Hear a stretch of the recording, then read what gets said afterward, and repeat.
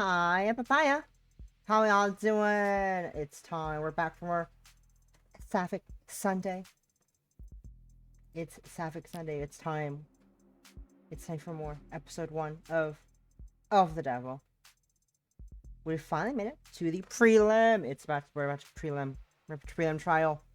After 3,000 years, it's time for us to do the preliminary trial to see whether or not my friend, who I forgot the name of, my Jason Adventure friend, did kill himself. I'm pretty sure he didn't.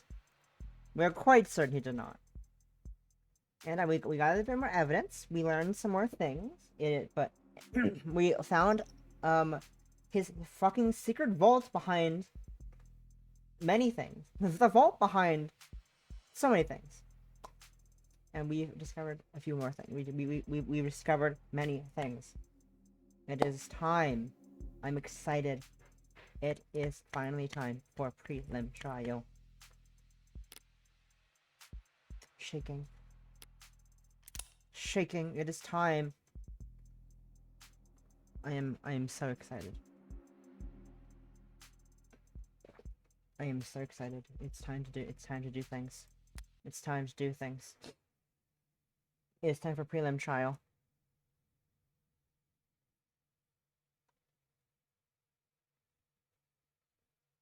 It's time.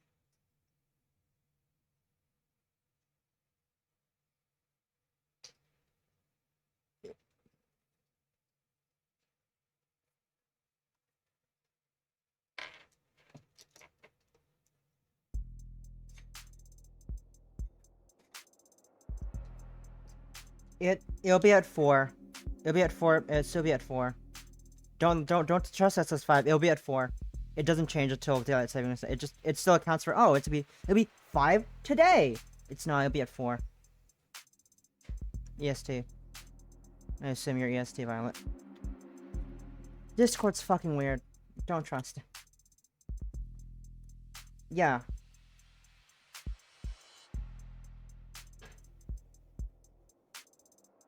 Yeah, it will ping you. If you start the event, it will ping you.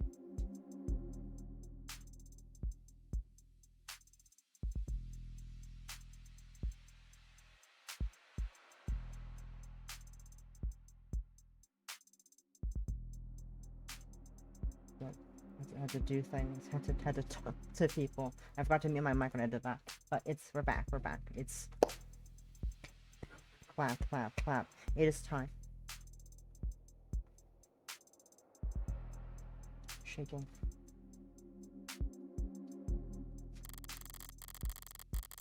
Just a preliminary hearing, huh? You wouldn't know it. If you wouldn't know it from looking on her face. And I shouldn't have expected any leeway once we stepped into the courtroom. Not with her. That's the adjutant! That's the adjutant up there! Is it asleep? It's loading. She's hot. If she wants. I realize there's a problem. I can't take screenshots of this, can I? Nice. Wait a second. I can turn off the overlay. Give me a minute. Yeah, I need to do like some settings in the background for myself real quick. Where is it? No. This one.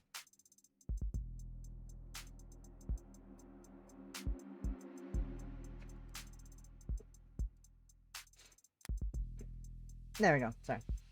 Much better. Anyway, she's hot. Just gonna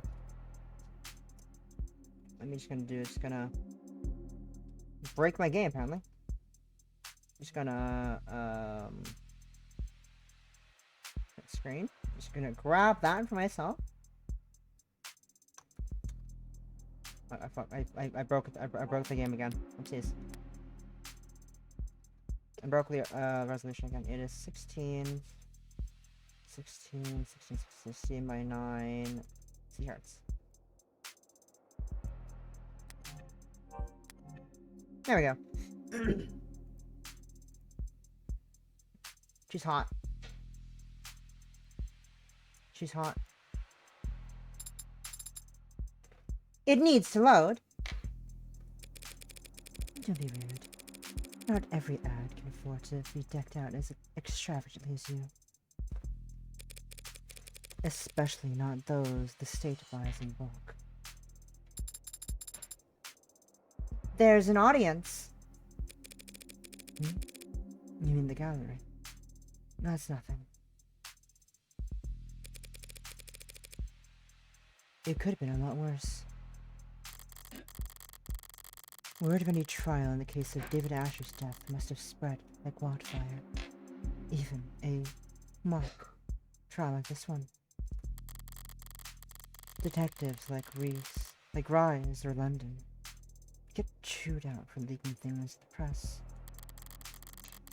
But uniformed officers had little to lose and a lot to gain by dropping a text to their attentive friends in the media.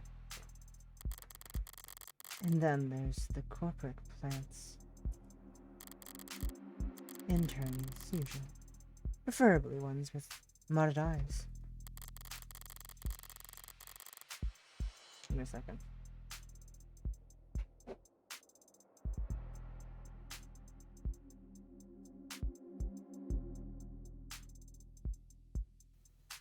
Sorry. Being silly. It's illegal to film inside a courtroom, but this is the year of 2016. Things are gonna get out one way or another. I don't like having my face on camera. I don't like attention in general. And I'm not such a coward that I'd skip David's funeral just because there'd be a paparazzi outside of it.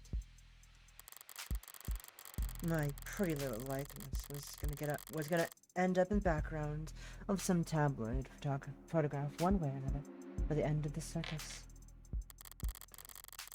At least this way. It's decent marketing for my legal services. What will happen once the adjutant finishes loading? How will the trial proceed? With all of those films you watch, I'd figure that you could extrapolate. I'm asking so as to correct my misconceptions. Well, that everything you saw on the source screen is outdated. Hello, Olivia. The court will come to order. I was just thinking that you would enjoy one of our fairy kiss chillers. Yeah, did I add Saturday Sunday to the? Did I have to? Well, that's huge. That was huge. What the fuck? That was huge. What the heck? Wait, that's not correct. Why is it so small? Why the hitbox is so small all of a sudden? What the fuck?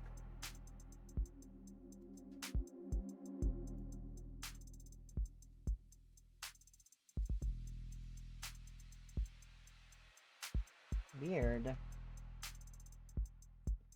I see. Did I add Sapphic Sunday to the title? I forgot. I need to check real quick. I think I forgot to do that. That's right. So keep Olivia.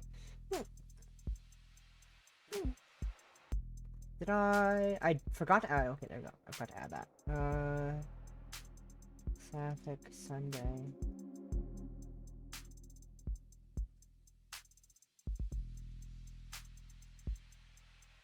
There we go. There we go. Alright. Back to trial. The court will come to order, and there will be a clarification of the charges. The defense enters a plea, and if it's not guilty, the prosecution begins making their case. That means calling witnesses to the stand, correct? Mostly. Though sometimes they'll testify virtually from a separate location. Depends on the security concerns surrounding the particular individual and the case. What do you do then? Sit here and watch? Not if I want to get paid. I cross-examine witnesses after the prosecution are done questioning them. I could present evidence or witnesses of my own in response, as long as I have discovery backing me. You've said it before. Discovery means just that I can't pull stuff out of my pockets and present it without any kind of context. I have to have proof that I acquired it legally during the course of my investigation. Most of the time, that means having recordings or witnesses that can verify my investigation. Which I can provide. You didn't think I was letting you tag along because I'd like to, did you? And the jury, I don't see where they would sit. The jury hasn't sat in the actual courtroom for years now. They have their own chambers where they watch a feed of their trial proceedings in anonymity. And that's not an issue. Don't people want to look someone in the eyes before passing judgment on them? You've forgotten old-fashioned sense of justice, don't you? But there's no jury at a preliminary hearing anyway. It's only meant to evaluate whether or not the prosecution has enough evidence to go to trial. A mere formality in today's day and age. With tools like optics. Okay, bye, Olivia. Good luck on the food run. Thanks, Sean. Bye. With tools like optics and arcs, there's never any shortage of evidence to work with. So all you have to do today is convince the adjutant. Easier said than done. Adjutants lean heavily towards evidence over arguments. And right now, all the evidence suggests that David killed himself. If it's going to be an uphill battle, I can't afford to stumble. I need to focus on establishing an alternate interpretation of the facts, and it needs to be solid.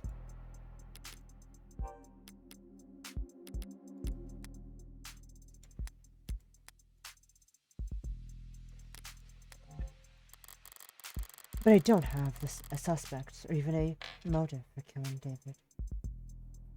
Yet. Anyway, I'll need to be sharp. Emma doesn't play nice enough for me to be anything less. I think it's waking up. This third lower court is now in session. Adjutant AD_84 presiding. Wrong voice, sorry. I call to order the case of the person via Asher. The people via Asher. The people wish to make an opening statement. No, Your Honor. No point in bothering. Well, it's just the adjutant here. Very well. Does the defense wish to make an opening statement? Not this time, Your Honor. Might as well ring the bell and get this show on the road. This is a search. If neither of the people nor the defense wish to make an opening statement, then it falls to me to set the stage. My model name is Adjutant.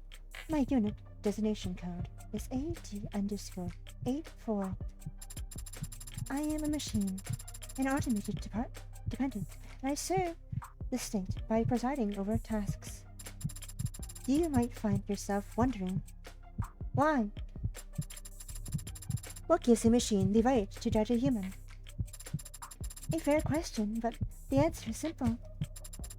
In every culture, in every society, no matter how it is worshipped, enshrined, or deified, justice has come to find quality.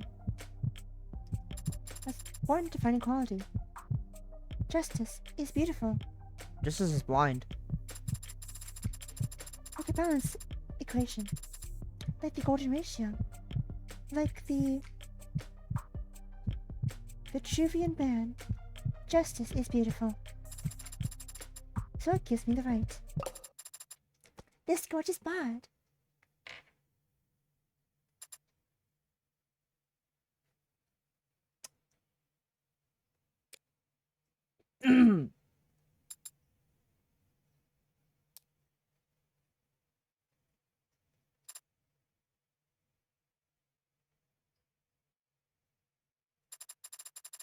Whatever, forget it. You never said anything. I was trying to lighten the mood, but I could see everyone hates me. Do the trial without me. You're guilty. They're guilty, or whatever. ID. AD. Aww. Oh, mine is just hot. She's even hotter without her glasses on. Damn! Look at her go. Hot woman. Date of birth, September 2nd. Height, 263 centimeters. Weight, 399 kilograms. Blood type doesn't exist. Occupation, automated dependent, adjutant. Likes raw salmon. Huh? Running water. Gymnastics. Dislikes criminals. Contrarians. Pigeons. Sign, Libra. Self-assigned. That's not how they work. Sign, Libra. Looks at date of birth. Well, that's not how that works, but okay. Type, open, obedient, observant O people. 3 sizes. 109B. 64W. 94H. Huh? Give me a second. 299 kilograms in pounds. That's not right. Anyways. It's your body waist tips.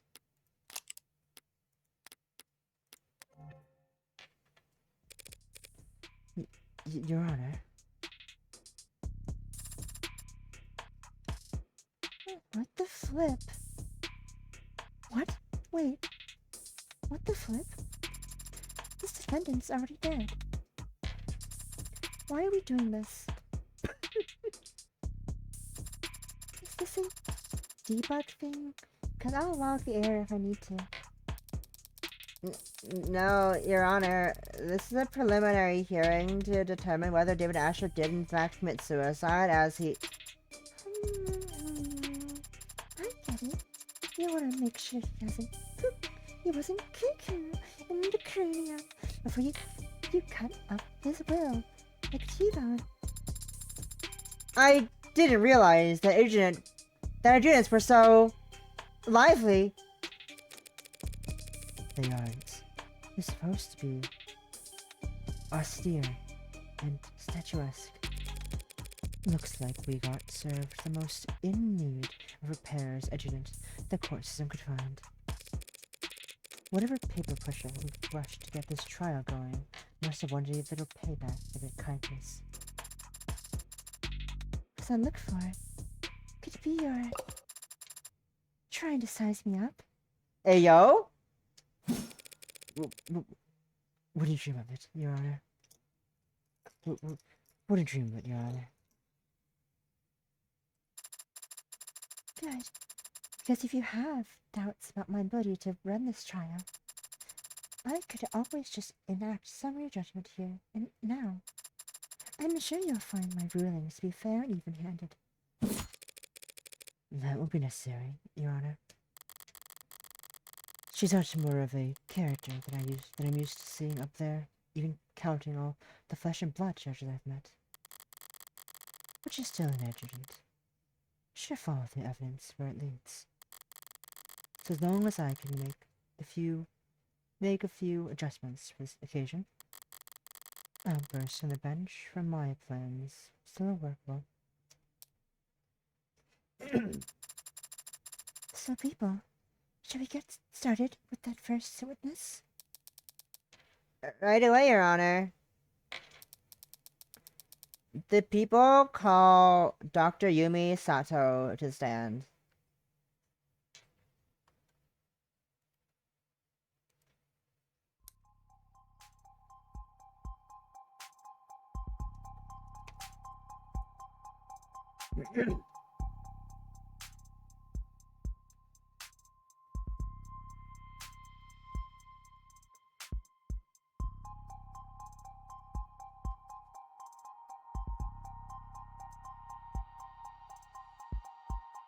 Give me a second, I need to do something real quick.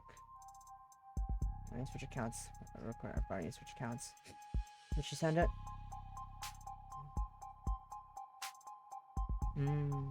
Yeah, she sent it right over. Never mind.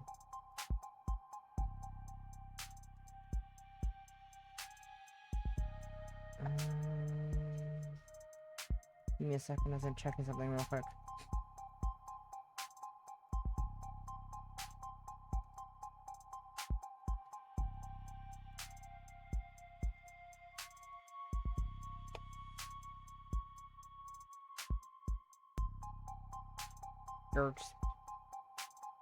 Tower.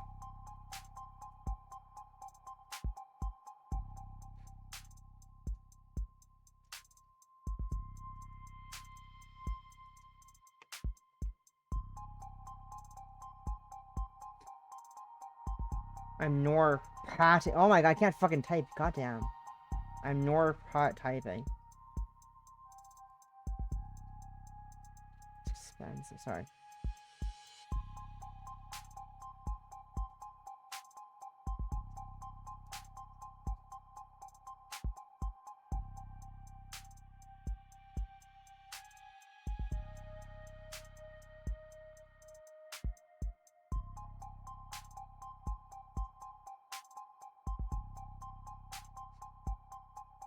What is that? 1 second.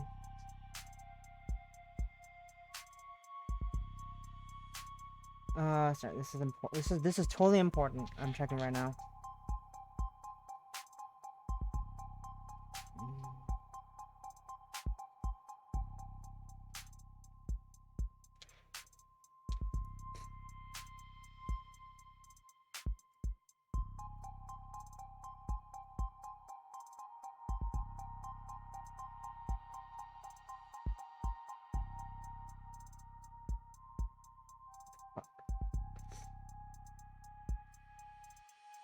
I love how fucking Discord started dying on me. Sorry, I think it's dying. Ow. Rude. This is important. This is totally important things, Possum. Don't judge me. Also, Discord just died on me. This is great.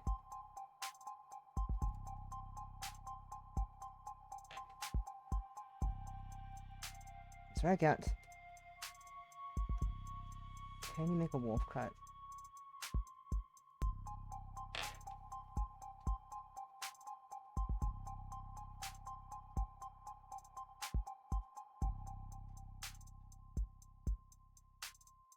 Sides.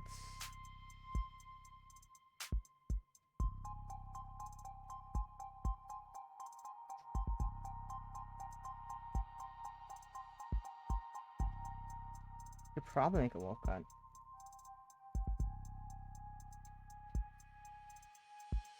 Sorry. Anyways. That's my fucking phone to type. Anyways.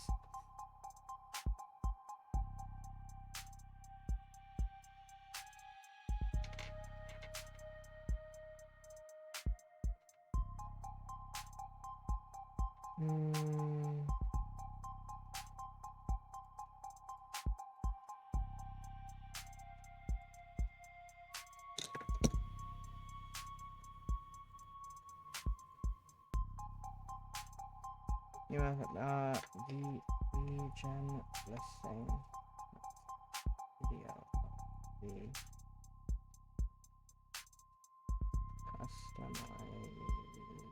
customization options. These are the important things we're doing in the background. Very important. Anyways, back to playing the game.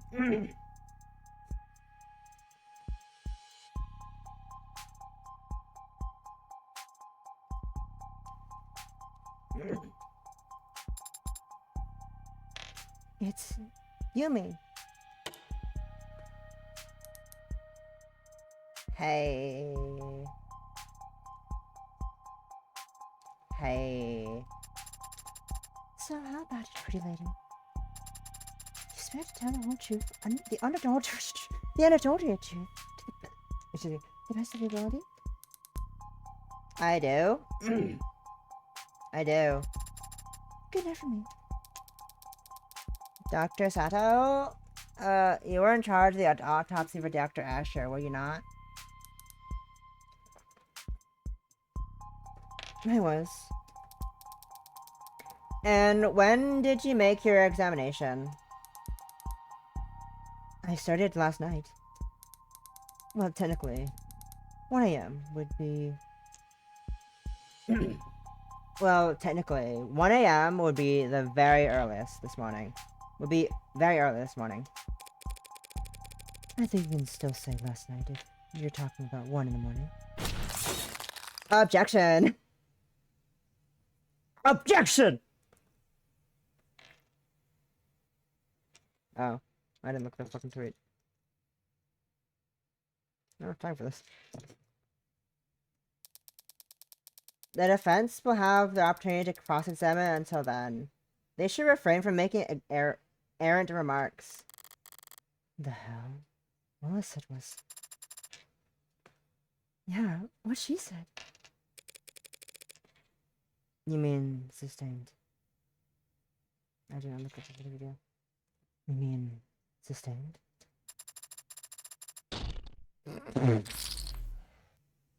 My money!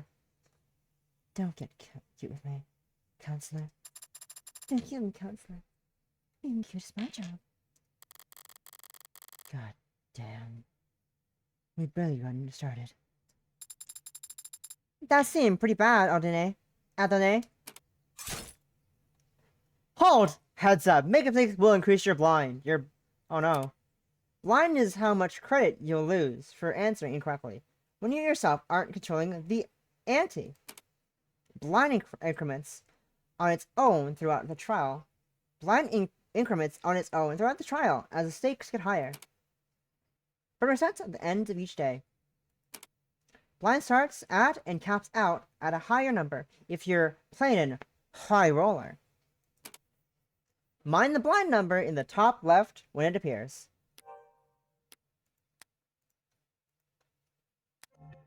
That's the top start. I believe I can't load yet.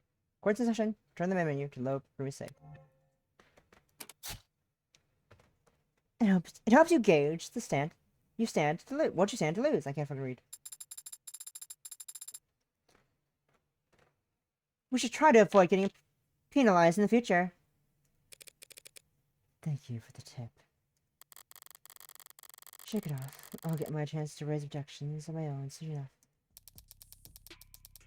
Hi, Whoop. If not fate, Hi, then shall we make a Whoops. promise that neither Thanks of for us the can resub. You haven't broken a promise to me yet. Whoops resubbed for 8 months. Thanks to it Possum for my sub gift. Thank you for the resub. But Whoops, welcome. Hi. How you doing? Hope you're doing well. Hope you living. We're in trial right now. We're doing trials because this is a thing. We are now in court we're defending my friend David Asher, who committed suicide. We're here to argue that he did not do suicide. You know, as a normal person would do. Very normal things to do. Dr. Sato, were you able to determine the cause of death?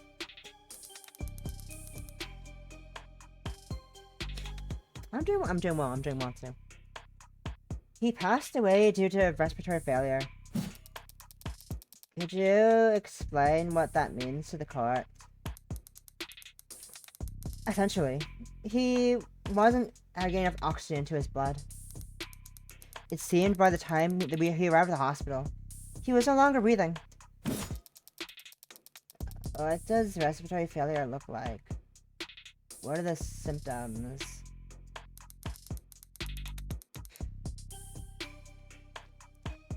There would be lightheadedness, dizziness, fainting, pale skin, and a bluish tinge around certain extremities.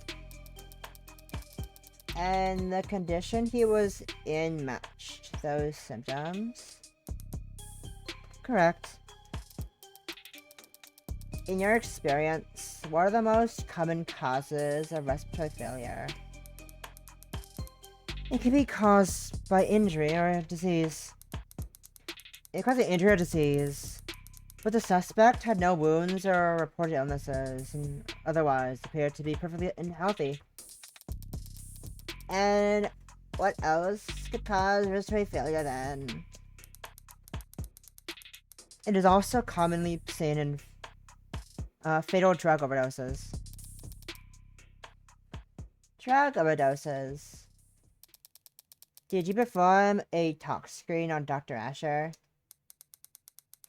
Yes, his tox screen came back clean. Whatever killed him, it wasn't something we've encountered before. Wait, a clean tox screen? Clean? Halt! Heads up! Dialogue will proceed automatically during testimony, but you can still advance text faster if you want with space or left mouse. You'll need to read carefully and wait for the witness to make a statement that sounds wrong. Then hit the call button to call their bluff. Testimony will keep repeating from the beginning until you call. Welcome everyone to Danganronpa. Can't let this chance slip by. I need to catch your mistake the second it comes out of her mouth. Whiskey. David's contract. A red cup.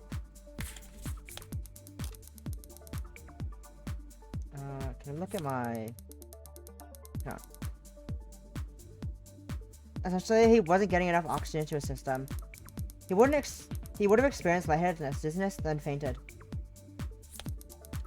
As the subject was healthy, the respiratory failure must have attributed to drug overdose. But when a tox screen was run, it came out clean. Halt! Heads up! After you do call on a statement, you need to respond with evidence. Hover over the 3 cards that showed up. And left-click to make your choice before the timer runs out. Shit.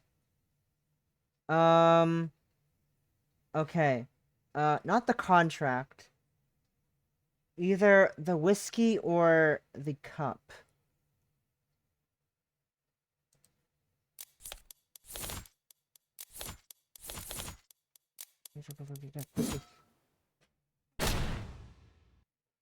Wanna bet?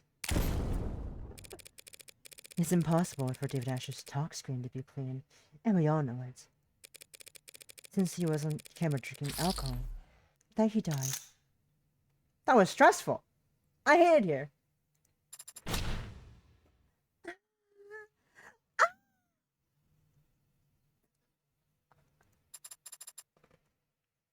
That makes sense. That's the object. It has to testimony for the first time.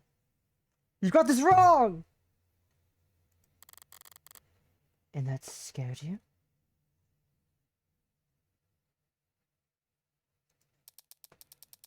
The witness merely misspoke, Your Honor.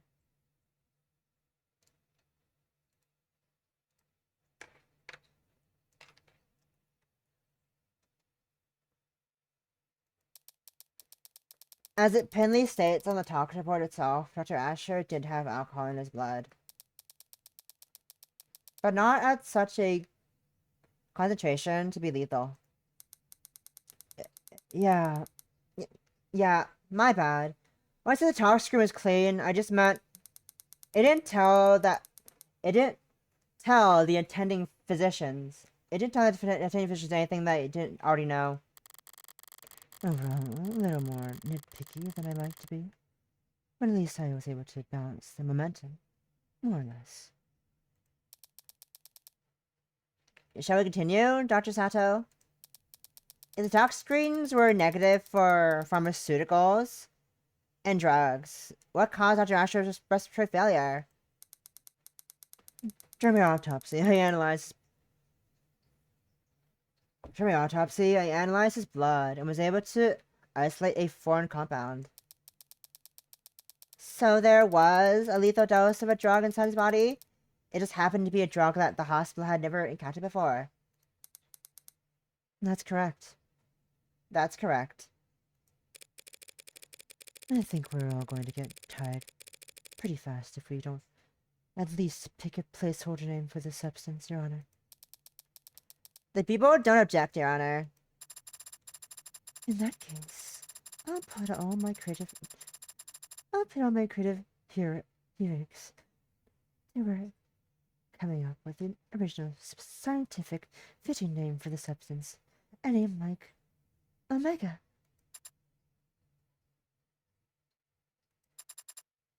Omega-3.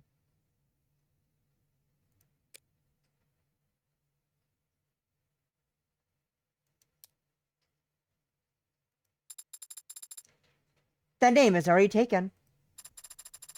Fine. Call it Delta or whatever. Delta. Using science to denote an unknown variable. Not bad. Delta has other meanings when it comes to drugs. But yeah, our Delta matches no known public pharmacology or toxicology records. That being said, chemically it does have all hallmarks of general depressants. I know the feeling.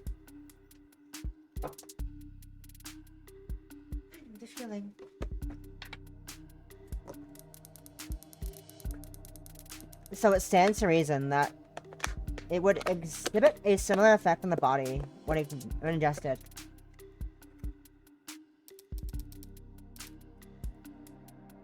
You say ingested. Why? I limited all the possibilities during my examination of the body. He must have swallowed it, and judging by his stomach contents, it must have been a liquid. Thank you, Dr. Sato. Shall we summarize things for the court? Yes, please. I wasn't listening that closely. The victim died of respiratory failure. Also, Adrian, what the fuck? You're doing really bad at your job. What the fuck? His talk screens show that his body and his blood was clear of anything that could cause respiratory failure. Except for this unknown substance.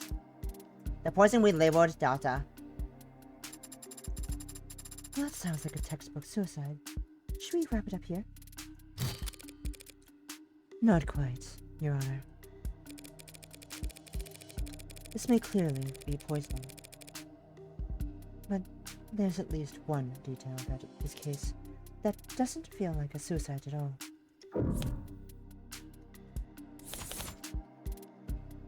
David autopsy died from respiratory failure. No substance in blood, don't need that. Jung's testimony. Drank with David before he died. Didn't see him add anything. Corroborated by the camera footage. Whiskey. Rose River whiskey. Drank before death. Negative for poison.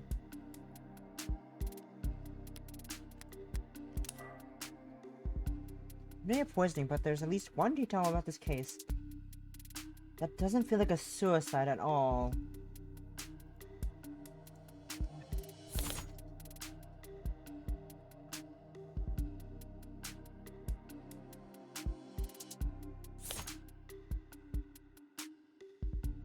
Cheap liquor, drink before death, negative for poison.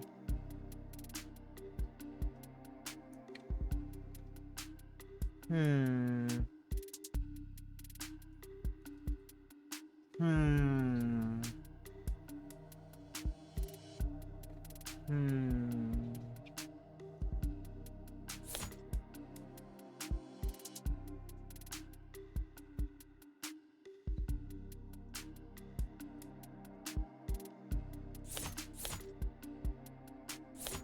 He brought the bottle with him. Order whiskey, drink before death. Am I dumb? Am I dumb? Let me see. The problem is tox screening showed blood was clear or anything that could possibly... Unknown substance, poison, when labeled Delta. This may clearly be a poisoning, but there's at least one detail about this case that doesn't... It's suicide to me.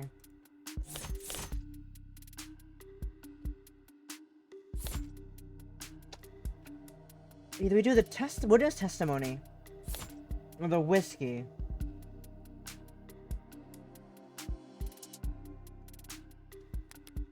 Can I look at my evidence real quick again? Whiskey spill, tox screening, autopsy, whiskey. A bottle of rose-red whiskey found at the dining table. Serious crime. Everything on the shows no foreign elements or toxins, known to be a brand favored by the deceased.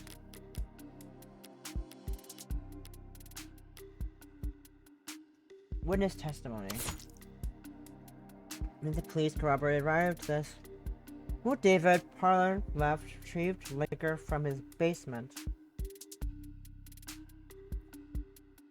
Am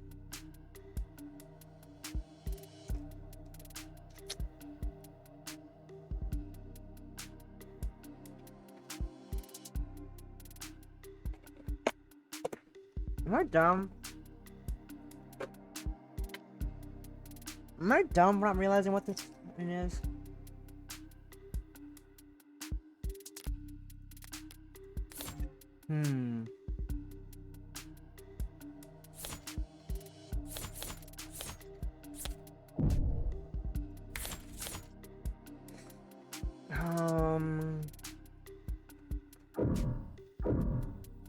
It's a classic suicide.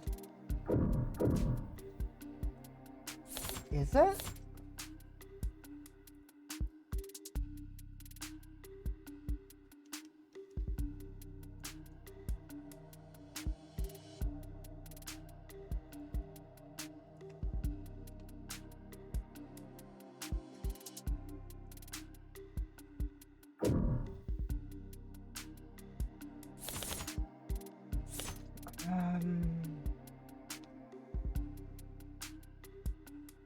Jung's testimony? Is it a... am I dumb? It's a classic suicide. I can't say it's gonna, that's for sure, but I'm just not sure what I need to do here.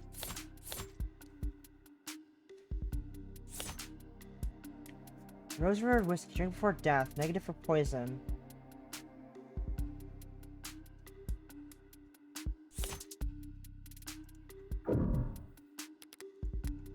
Poison. I know substance, the poison we've labeled Delta.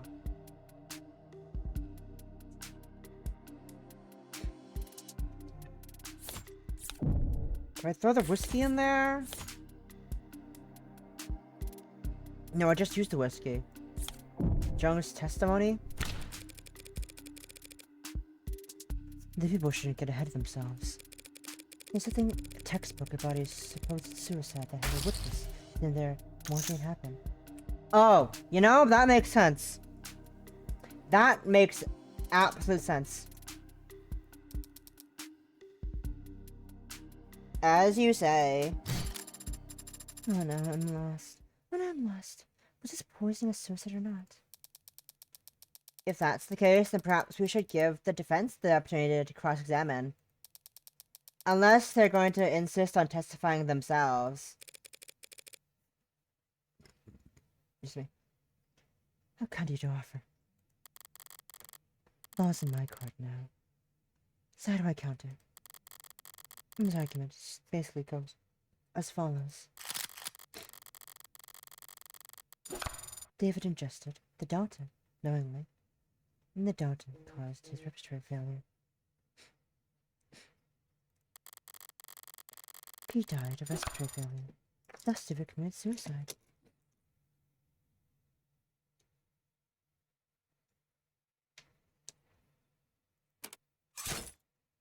Halt! Heads up! During blackjack, I love blackjack, every piece of information you learn deals you a card. Choose only the questions that are logical and relevant, and only press if you think a line of questioning is worth continuing, or else you'll go bust and lose credit. However, press to see what the follow-up question would be. You only win blackjack when you reach exactly 21. So don't press further if you're already there. And don't ask the wrong questions. With my cross-examination, I need to put a microscope over the weakest part of the argument, and hope that some cracks will appear under pressure. I need 9 to win. Not this one. Are you sure it was respiratory failure? Are you sure Delta is to blame?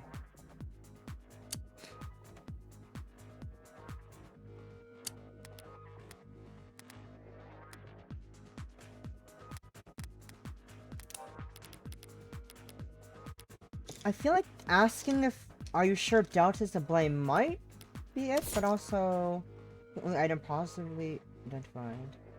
Arrived, test hospital, census were in. David's autopsy. Causes respiratory failure. Unknown substance detected to be in bloodstream, approximately this many milligrams. The hell is a talks reading? Send attending physicians back to med school.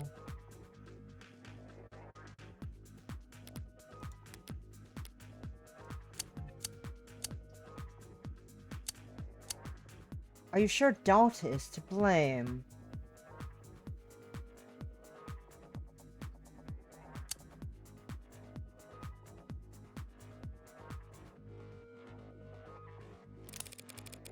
Note Sato, you're only able to even identify the presence of this Delta after hours of work.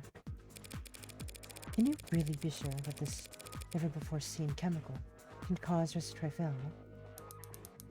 Well, I have had time to run simulations, and they do give every indication that it would act as a depressant. In just enough of any depressant, and respiratory failure would occur. Only simulations. That sounds dumb.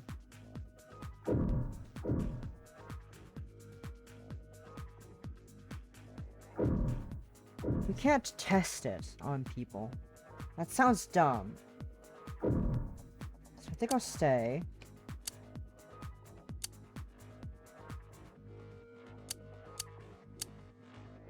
I'm sure it's respiratory failure. Is it possible that he caused, but actually died from something other than respiratory failure? Well, no, not at all. Not really. Okay, fuck, that was dumb. Fuck. You could argue or speculate about what caused the respiratory failure, but it is, in fact, a fact that he died because his heart and lungs stopped working. Right. Thank you for that. Fuck.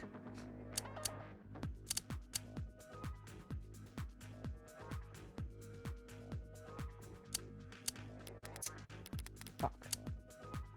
Are you sure it was ingested?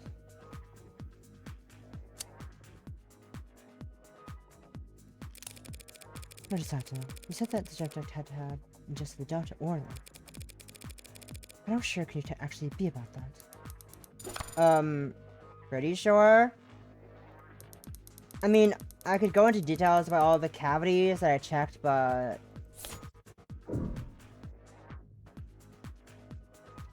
Was it knowingly ingested? How would you know that?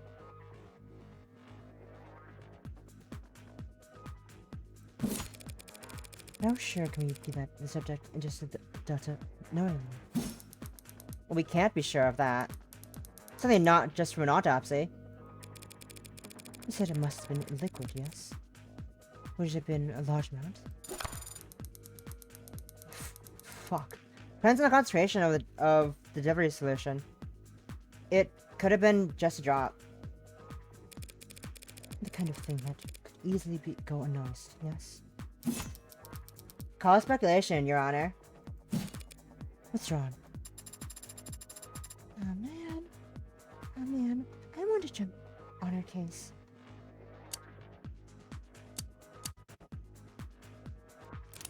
Your daughter's to blame.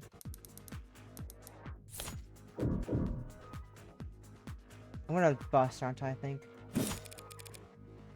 You ran simulations? So you haven't tested data on an actual person? Ooh, okay. No, I haven't. No, I haven't. That would be very difficult to do, given our extremely limited sample. Not to mention, highly unethical. Of course. Without such a test, we don't actually know for sure that data can cause any of the symptoms you described. Oh, is that a question in that statement, counselor? You don't actually know for sure, do you? No, not yet, anyway. Seems like that's... Blackjack.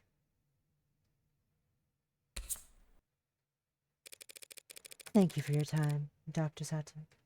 We really appreciate it. No, I'm 21. But it seems like we're still in the dark about any details regarding Dr. Asher's death, wouldn't you say? Well, poisoning via the compound we've called Delta is still the most likely explanation. So, there are other explanations for what happened? Defense is calling for speculation, Your Honor. It's a speculation with a medical examiner. It's a speculation when a medical examiner is attempting to explain the cause of death, Your Honor. The witness will continue will answer the question. Well, respiratory failure can be caused by illnesses. If he had undiagnosed pneumonia or some other disease, and his respiratory system was weakened,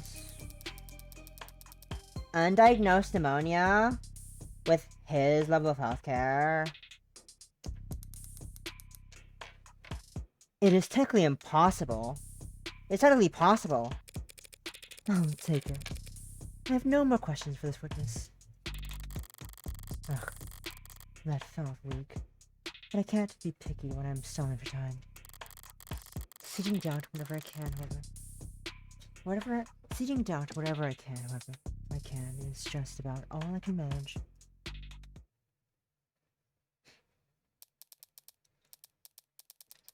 Detective Rise, you are one of the leads in the investigation of this crime scene. Investigating this crime scene. Yes, ma'am. And did you interview the EMTs who first arrived at the scene? I did. They responded to an emergency signal from the home's security console, located in the kitchen. What did they find when they arrived at the scene?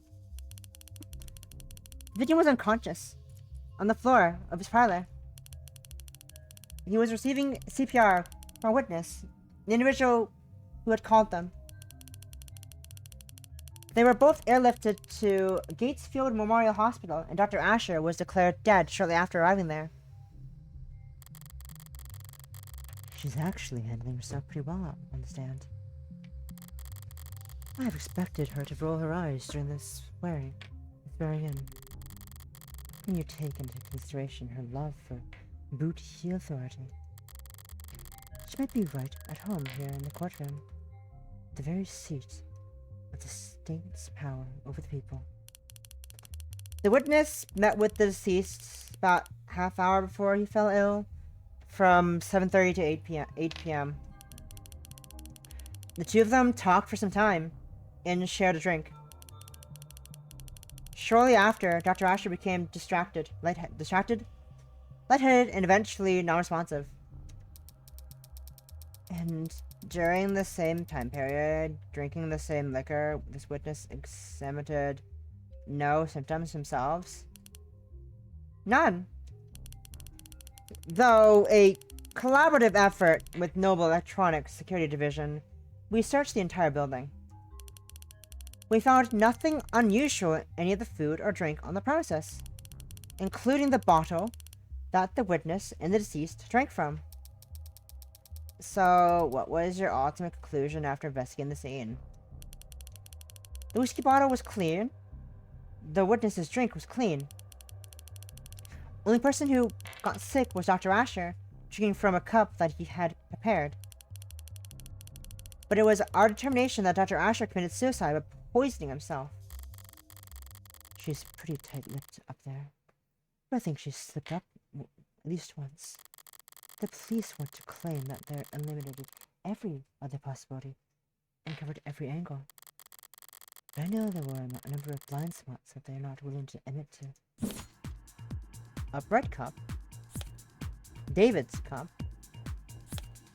Poison? Question mark?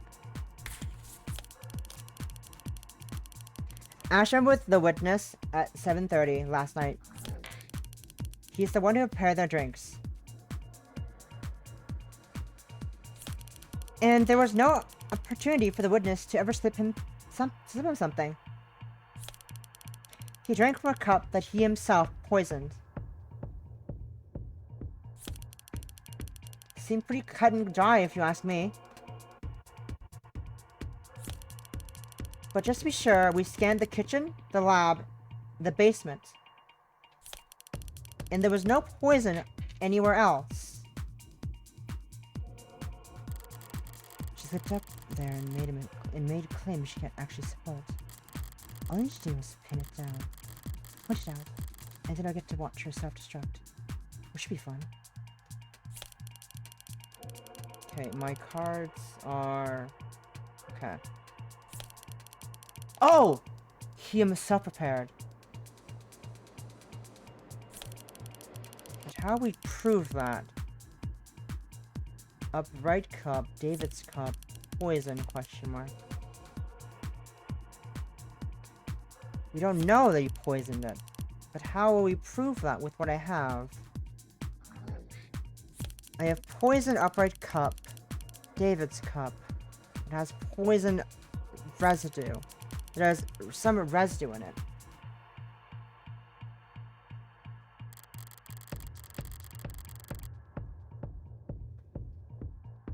But how would I object to that?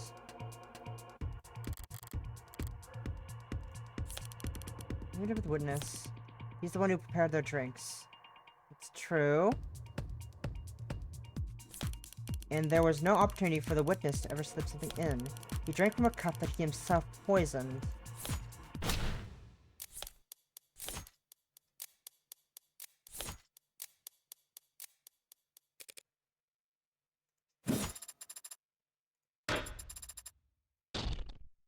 Fucking hell. God damn it. Back on track? Fuck. Definitely, Your Honor. Red cup. David's cup. Poison. And he drank from himself poisoned. Poison. Wanna bet?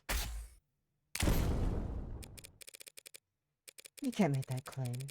From the evidence record clearly shows that tests of David Asher's cup were inconclusive.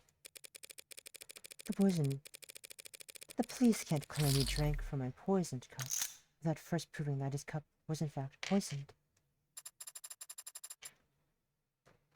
You're talking out of sense, lady. Is it resolve? Or do you have response? D.A. Valkyrie. Testing on the deceased's cup has been inconclusive so far, Your Honor. I don't dispute that. Damn it. I'm sure I fucking failed that because I was like, I was trying to read fast enough. I'm slow in reading. Ugh. So I'd be surprised if the defense has any idea how else the poison could have possibly been delivered to Dr. Ashes alone. Not this time, but that's the funny thing about the burden of proof. It's not on the defense. As we're all aware. Right. We all knew that. I definitely knew that. You're playing a fucking Game Boy! Now, if the people are done bemoaning that pesky innocence until proven guilty issue, perhaps I could begin my cross-examination? Fire away, baby. Fire away! Baby. Baby. Okay. This testimony is meant to show that David's the one who could have poisoned is the only one who could have poisoned himself. She'd be on guard and hard set against helping him. But if I keep her focused on eliminating other possibilities, I'll get her to make my point for me before she even realizes what's happened. Anyone else in the building ever seen poison himself? Could he have poisoned off camera?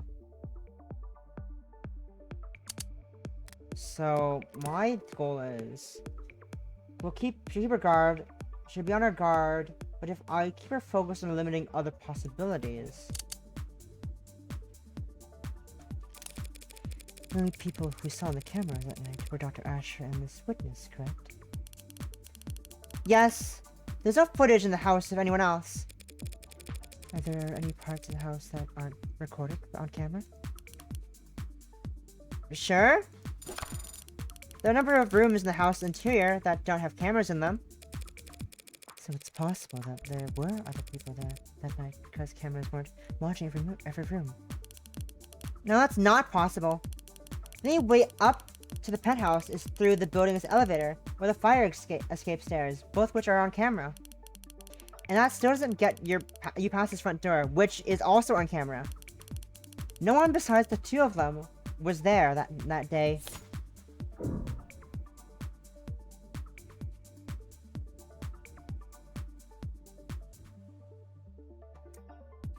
What about before that day?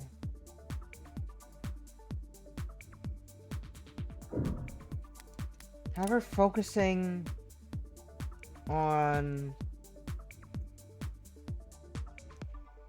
I gotta keep her focused on eliminating other possibilities.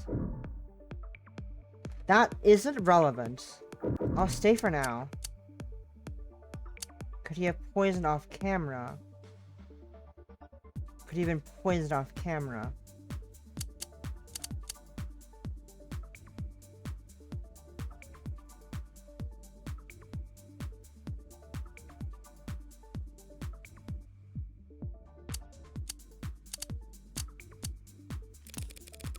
Detective, isn't it possible that Dr. Asher was poisoned off camera?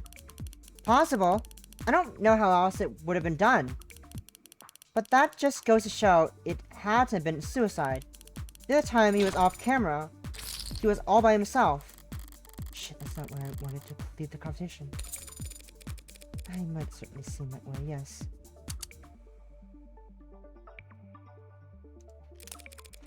Detective, we've been doing a lot of assuming and reasoning in quick succession. I'll ask that's permanent for the court. Is there any photographic evidence showing David Asher adding anything to his drink that night? No. Seems he had already poured for both of them by the time he returned to the parlor. He had already poured? In that case, the next question needs to be when and what.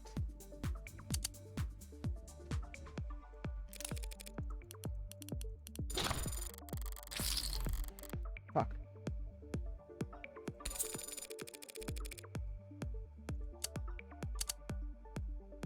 That's what I want. That's what. Fuck. That's what I want. I thought it was different. Fuck. Damn it! I wasn't reading. I'm dumb. What am I on now? I'm at 45. Shit. I didn't read this. Any poison in the kitchen? That arise. In the course of your investigation, did you find any samples of Delta in the kitchen or parlor? No. That was a fast answer. Well, it was a pretty easy question. If you had found poison at the scene of a crime, it'd be pretty important, don't you think? What about in his lab? His bedroom? His basement? No. We didn't find Delta or any other unusual substance in any part of his penthouse. Right. Never found any poison. No poison at all.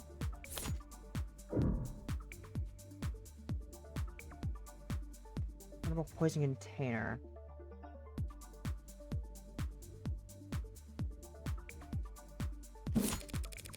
Any point in the investigation was poison found in the body was found on the body of the deceased? No. He must have been searched. Did he have any capsules? Sorry, he must have been searched. Did he have any capsules or vials?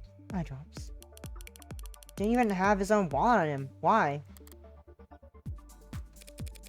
Thank you for your enlightening the court about this point, detective. What point? Well, I think it's strange, don't you, detective? I mean, how could he have possibly poisoned himself? Without first procuring some poison?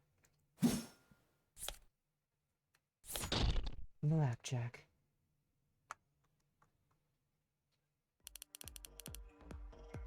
What do you mean, procure? Did you mean pre-cure? Where did it come from, detective? The poison that you're so sure was dissolved in his drink. It can't have come from thin air, you understand? It had to have been in another container at some point. Whatever was in before it possibly evaporated.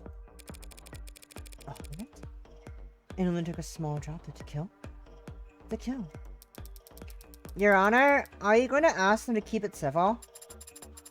In a minute. Sure.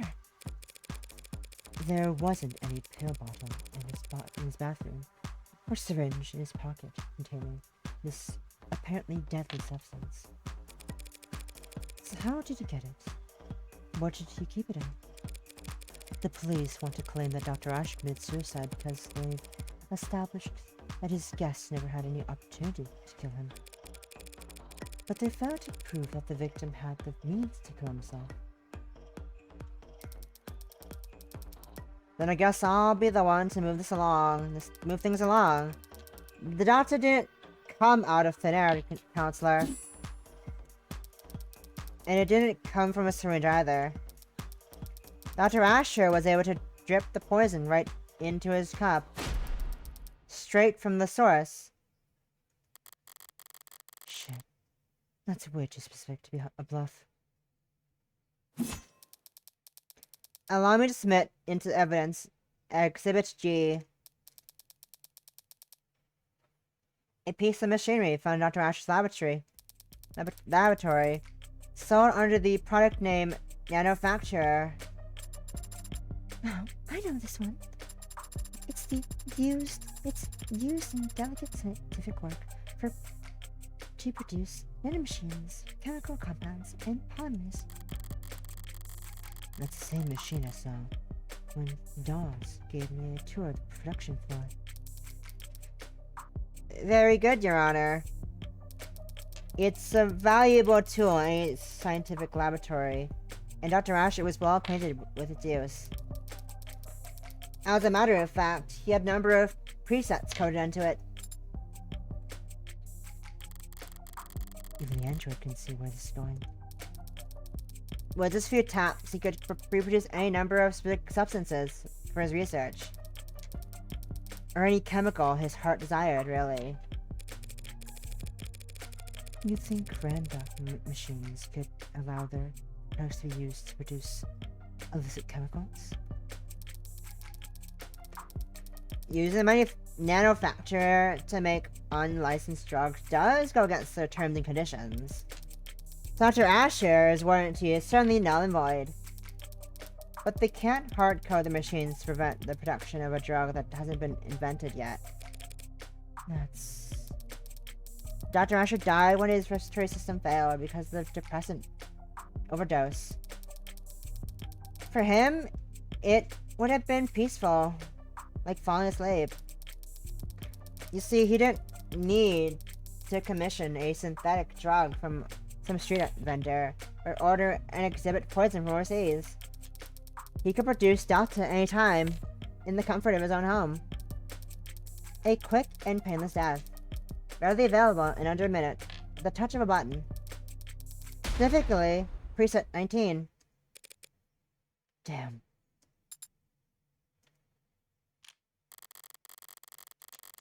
I thought I actually had something for a minute there.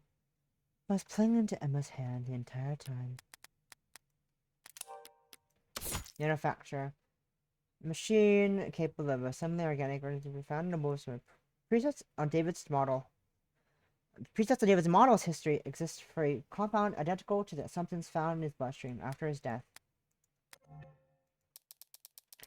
Seems like we've done with this witness, Your Honor. Yes, ma'am. Before we move on, perhaps we should take a moment and put together a timeline of events as we know them. Not me, of course, just in case someone else might need it. Simple enough. We know that David Asher left the parlor and went down to the basement at 7:36 p.m. That's when he got the whiskey and the cups they drank from. The cameras show him returning to the parlor to drink with the witness at 7:40 p.m. And of course, we know that he fell ill and passed away shortly thereafter. Any objections so far, Counselor? Made a mistake with the timeline.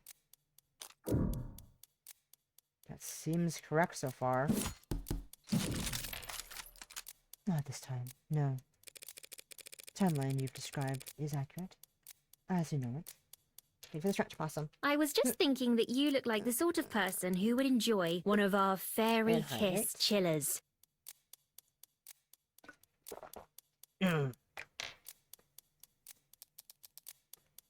As you say.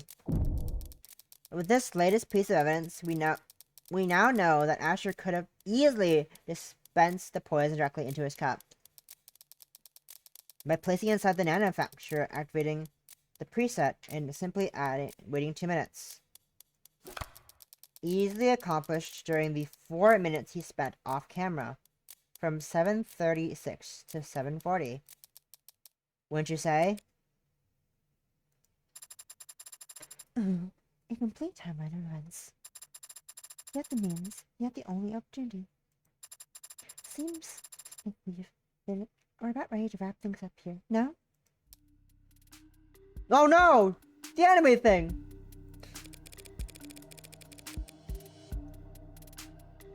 Where are we on your living bar, Sarah? Today I had a feeling you'd say that. Well, Counselor, are we done here?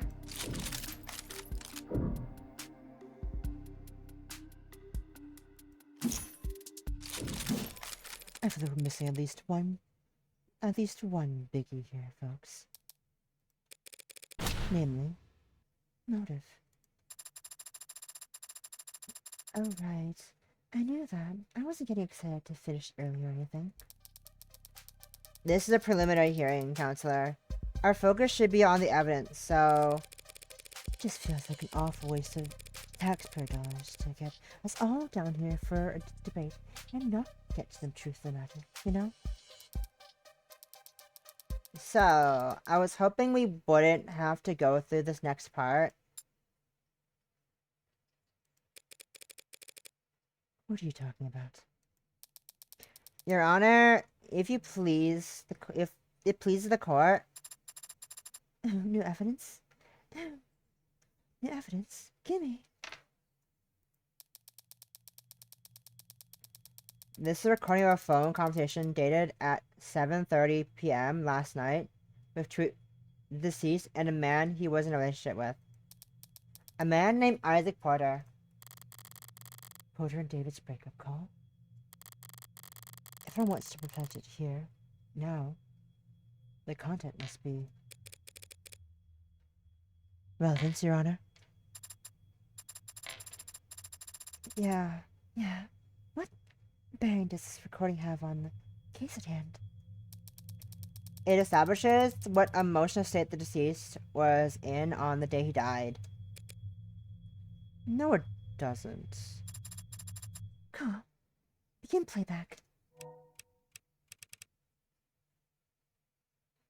Hello?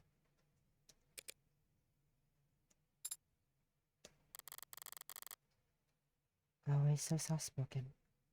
Always so soft-spoken. Hello? He's kind of pretty. Isaac? You there? Yeah, I'm here. What's wrong? Don't know. Guess I wasn't expecting you to pick up.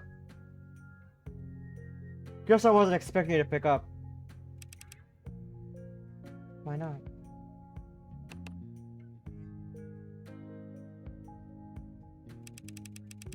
Did you mean to call me? Yeah, I did.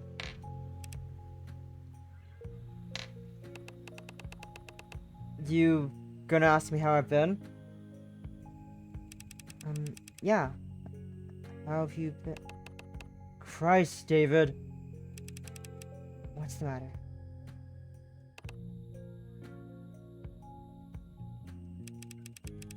Whatever it is, whatever I did, I'm sorry.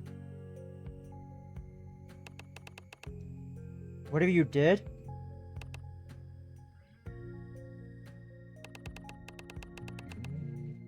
That's alright, man. I'm sure you are sorry. I just don't want any more apologies from you. Okay. I don't think I want anything from you anymore, David. What do you mean? I shouldn't have done this. This was necessary. My bad, man. For not taking the hints. With you, it's always better left unsaid, right? More efficient that way. So you can keep working. Isaac, if I've been distant with you, or... No, you haven't been distant with me, or cold with me, or anything with me for a while now. Isaac? Just forget it. Forget I called. Forget it all, yeah? Let's just forget we were ever anything but strangers. That's all we are now, anyway. Isaac, recently, I've been distracted, I know. No, don't worry about it. Really, we're good.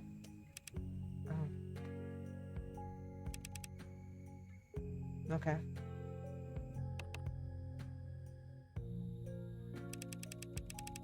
So, do you need anything, or should I?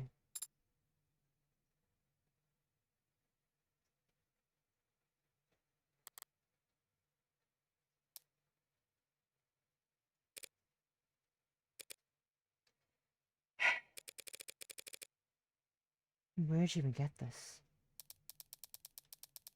All Dr. Asher's incoming and outgoing phone calls were recorded by the building's penumbra system.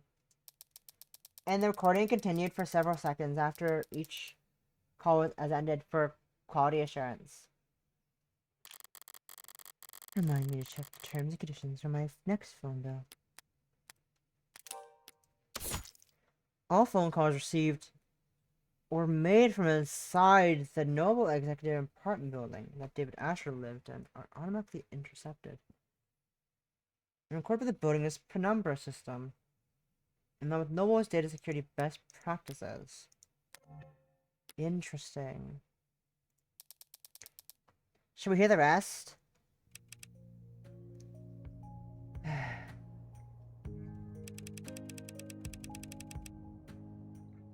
It'll be the last time. Last time I let someone... The last time. Father! It might just be a call. It makes for pretty damning evidence at this point in the discussion.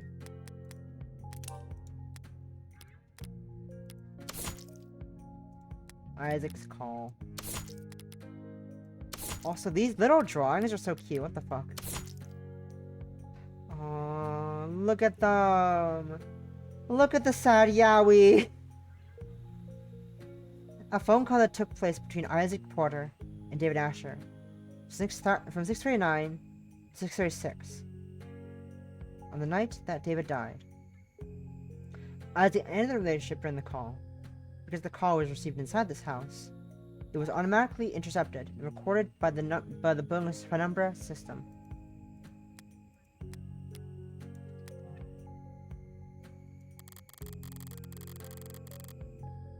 I miss God.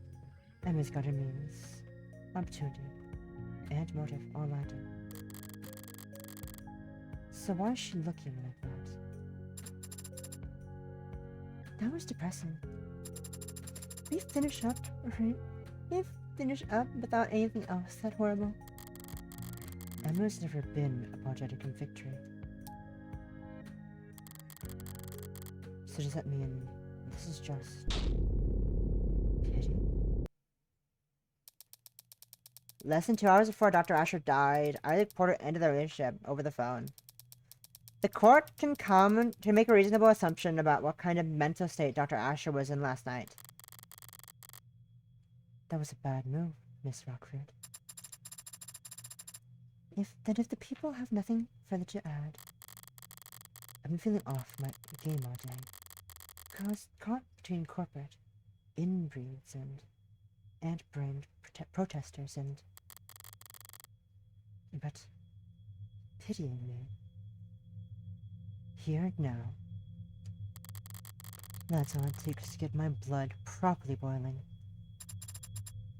It's about time for me to call my first witness. No. You want to keep going after that? What are you doing, counselor? Just calling the ultimate silver bullet, rock solid, slam dunk witness a girl could ask for.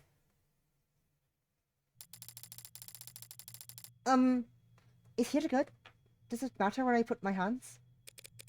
Miss Starling, thank you for coming here today. Of course. Whatever I can do. What is your relationship to the deceased? I was his executive assistant at Noble Electronics. I would arrange his meetings, cooperate communication between him and other departments, that sort of thing. Ultimate silver bullet. Charlotte's the only play I have right now. The stalling tool I have left. For now, I should just focus on getting as much information from her as possible, whether or not it's useful. And so, you'll at least buy me some more time. More Jess has been sworn in. Sarah mentioned that the hard drive was about 60% deciphered. Decrypted, those were actually correct the first time. Considering the rate of Sarah's gone at so far, there's maybe another hour left. I might be able to stall that long. If I call real slow. If I talk real slow. I'd like to ask you a few questions about Dr. Asher. Please answer them to the best of your ability. Right? Dr. Asher was a well-known public figure. But was he well regarded professionally? Of course. Dr. Asher's work hit the bar for the entire automated department world. Stay focused, Sarah. The focus experiment. You say you coordinated his communications. Were there any threats? Did people ever express an intent to harm him? Objection. Cause speculation. Intent? I'm willing to let... I'm feeling like it's gonna be a... Sustained. Did anyone ever threaten him? Sorry. Did anyone ever threaten him? There were times when he was the focus for negative attention.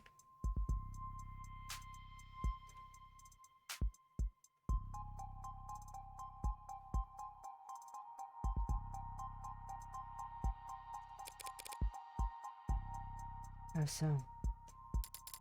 Dr. Asher was a favourite subject. Was a favourite subject of many conspiracy theories. With all his contributions to the field, it was easy for them to make claims about his influence. They'd say that his work was plagiarized or that he was hiding illegal subcommands in the technology he helped develop. And people would contact him about these conspiracy theories. Relevance. Whether or not people wanted to kill him. Well, let's run. Miss Starling. People would attempt to contact him, yes. But the messages were always too vague for the police to take action on. They would say that he belonged in jail, or that he couldn't avoid the truth, or that someone should do something to shut him up. Does he ever talk about hurting him?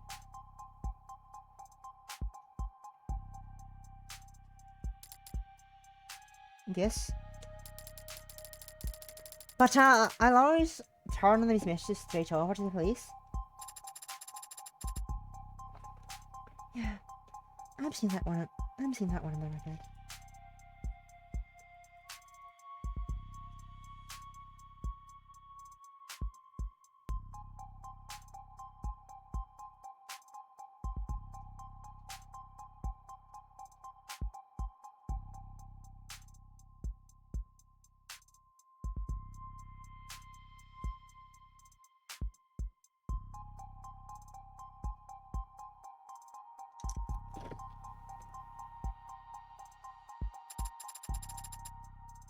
Yeesh.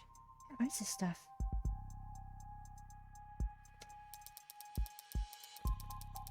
All those cases have long since been resolved, Your Honor. And none of the parties involved have had contact with Dr. Asher in years. Police take harassment very seriously. Very seriously? I'm wrong voice, whoopsies. You're a fucking value by accident. Whoopsies, wrong voice.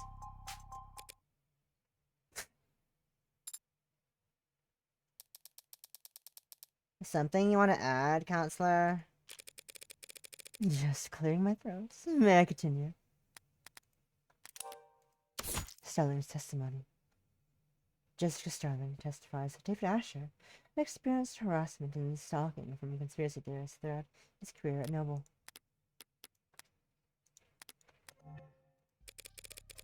You worked with Dr. Asher for many years. Did you have a relationship outside of work? Did you ever talk about anything besides professional concerns? Sure. We've gone out to dinner, or met on the weekends. I think he liked to pick my brain since he needed relationship advice a lot. He even didn't realize that was what he was asking for. I'd like to think that he knew he could talk to me, but did he ever talk to you, or to your knowledge, anyone else about hurting himself?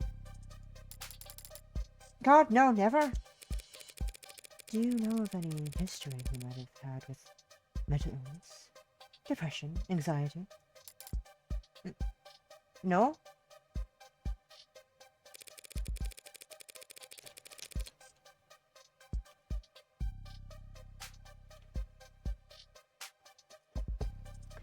So when you heard the people argue that Dr. Rasher had gone, had done this to himself. I was shocked. Give me a second.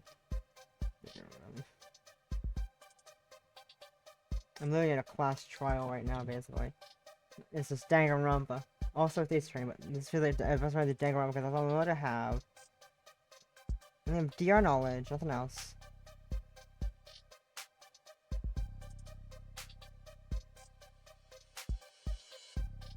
Give me a second. Where's Zoom? Where's the Zoom emote?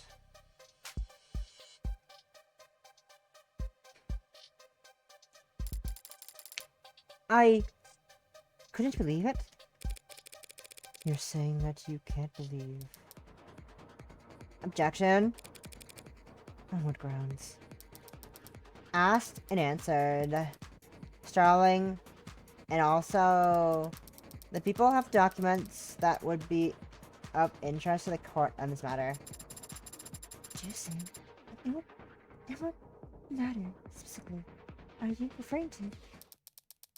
The deceased's mental health history. Emma wouldn't be speaking up if she didn't have something real.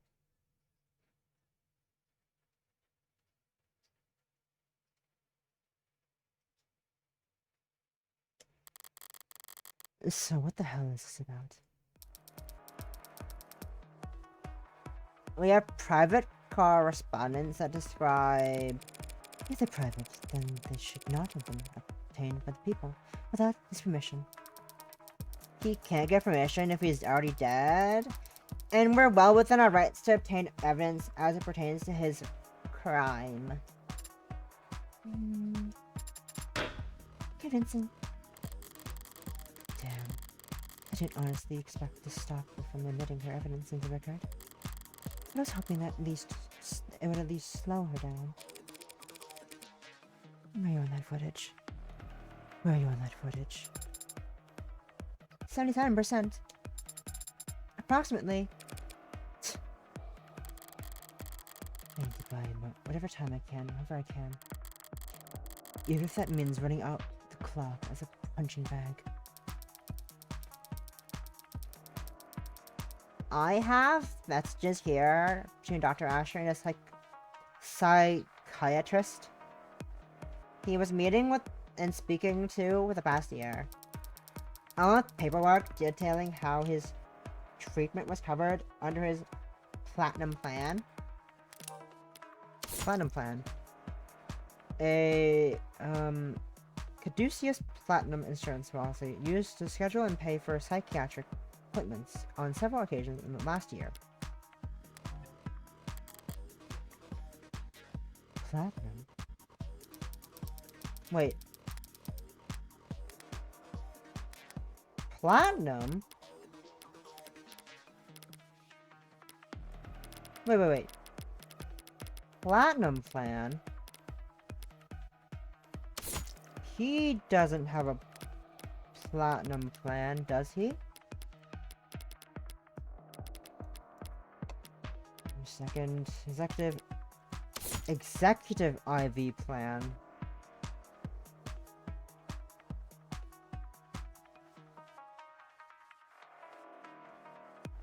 He has executive, not platinum.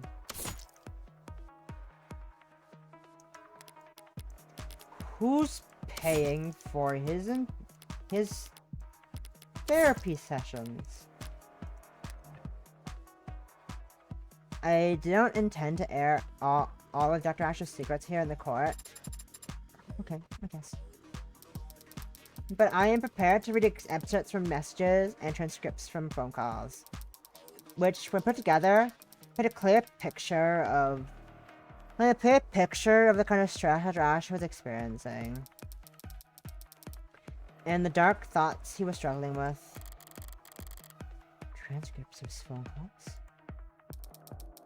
I'll admit them into evidence, assuming there are no objections.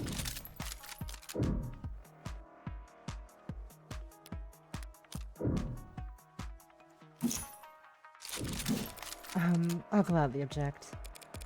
On the grounds of foundation, where'd you say you got this? It was retrieved from his digital records. There's no reason to doubt its authenticity. Even if I were to point out that David had an executive level 4 plan? Is it a platinum plan? What? Really? Really? Yes, really. It's all there in the record.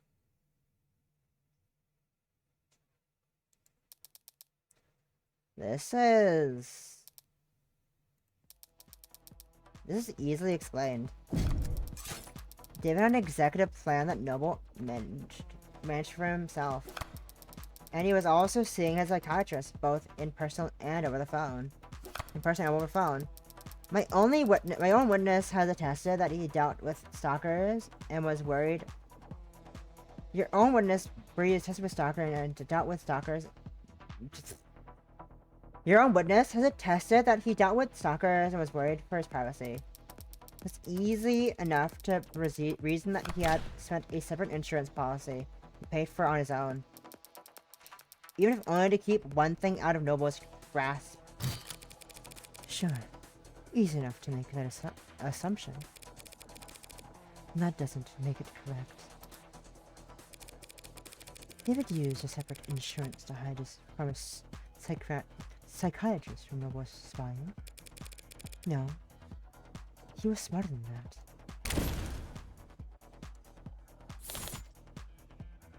Drank with David, or don't see him act anything. No, that's not it. Evaluation.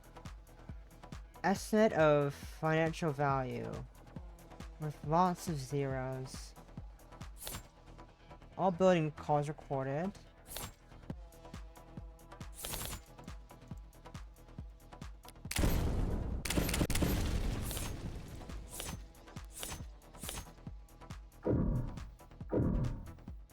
Dude hid psychiatric treatments from Noble. Bits of Sarah's financial value.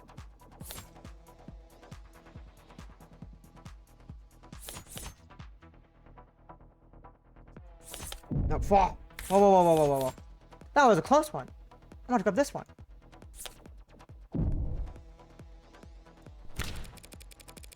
David may very well have been wanted a private psychiatrist, someone who didn't work for Noble, who'd have his best interests at heart. But if so, he wouldn't have contacted them over the phone. Not when he knew all his phone calls were being recorded. That's... Ah! I love this talk. This is lovely toxic. I love this toxic fury between these two. They're so good. They're so good. It's great. I am intimidated by this. She's scary. More stuff for me. I mean, what? Who said that?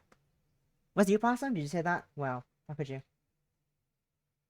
Weird. Why would you ask them both to step on you? That's so weird of you to do, Possum. What the fuck? David Asher was well versed in having every aspect of his life overanalyzed by data-hungry parasites. Do you really think he would try to hide mental health problems from them with a second insurance policy? Apparently, yes. Because I'm standing here with evidence that shows exactly that. Does it, though? Pardon me? Yeah, like, what exactly are you suggesting, Counselor? Still not done. Are you decrypting? Well, that's difficult to... Right. What the hell? Might as well swing for the fences at this point. I'm not trying to muddle the issue or confuse the court, Your Honor. And I would never make outlandish, unsubstantiated claims just for the sake of causing drama. What are you... I'm merely concerned that D.A. Rockford has been an unwitting pawn in an act of corporate espionage.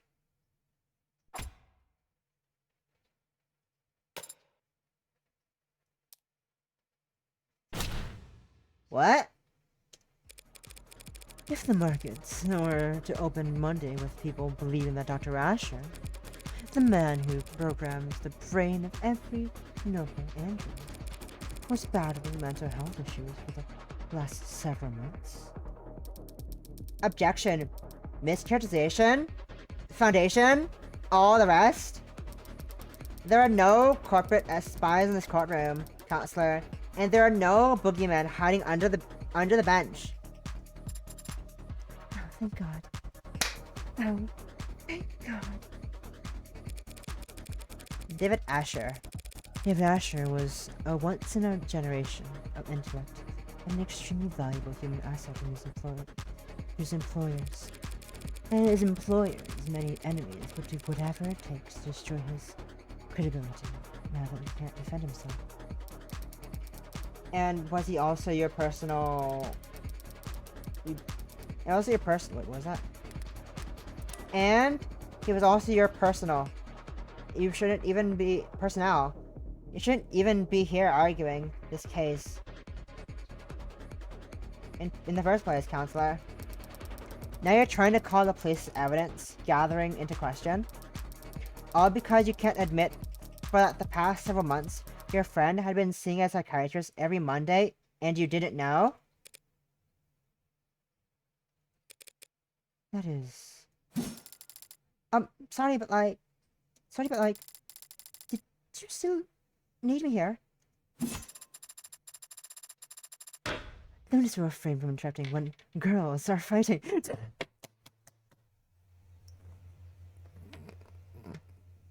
This is...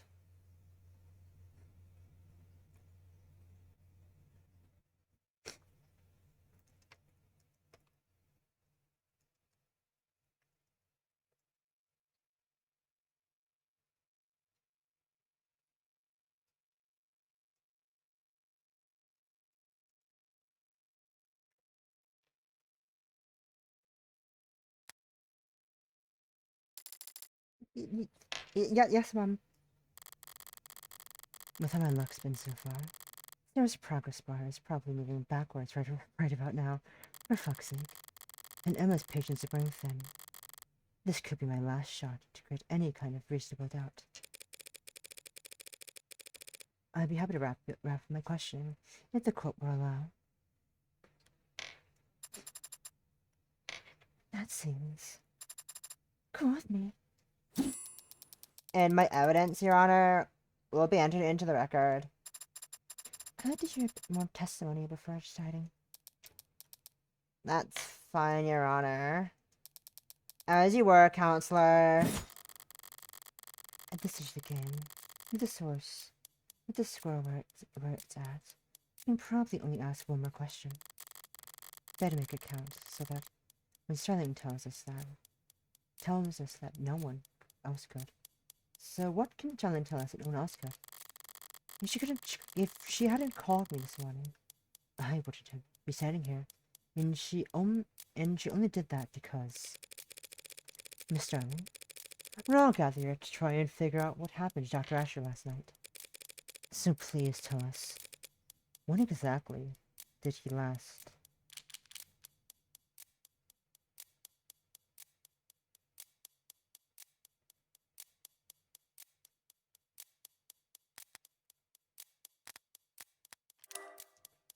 What can see you in person?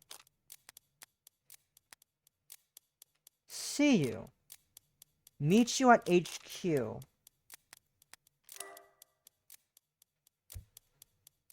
If she hadn't come this morning, I wouldn't be sitting here, and she only did that because...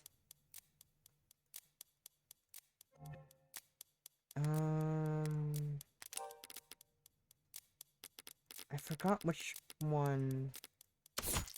Sterling testifies that David Asher had experienced harassment. That's not it. That's that one. Emergency console, David's contract, salt shaker.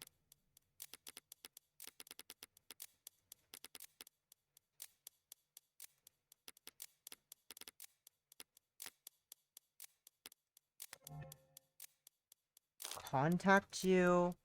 Meet you at HQ. Only something she can answer. It counts. So what can something tell us that no one else could? How was I contacted?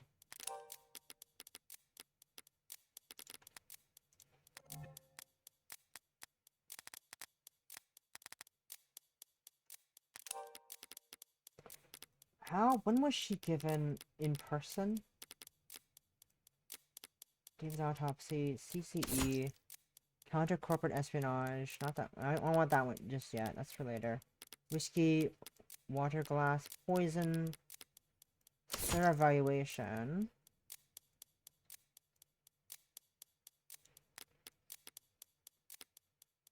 Emergency continuous contact. I guess. See you?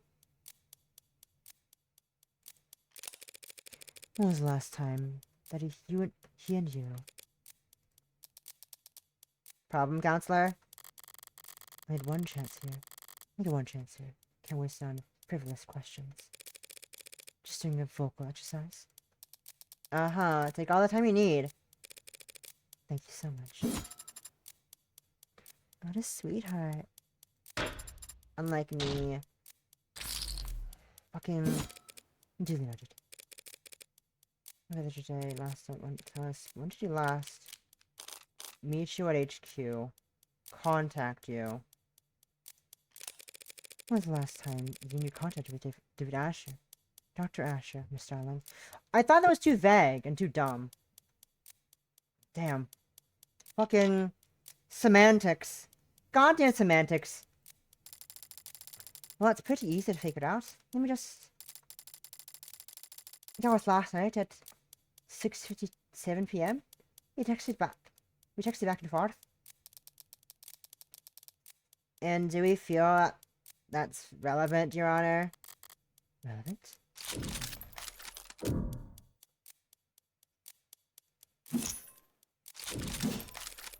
Could very well be the single most important piece of evidence in this whole trial. What?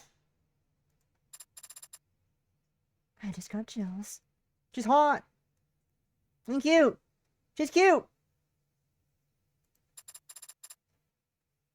You know why, though? Must be the coolant leak. The defense doesn't know what they're talking about. On the contrary, these texts are a vital piece of evidence that change the timeline of events as we know them. We know what happened to David last night, generally speaking. But the order of events is critical. Especially if Emma wants to make claims about David's state of mind. Halt! Heads up! Drag cards from your hand onto the slots in chronological order, right to left. Left to right. You can pick a card back up and place it in another slot if you change your mind. Or drop it outside any slot to return to your hand. Fill all the slots to submit your answer. It's called 6:30. So I don't lose later. Drank before he died. Didn't see him at anything. 7. When did he drink? This is last. This is first.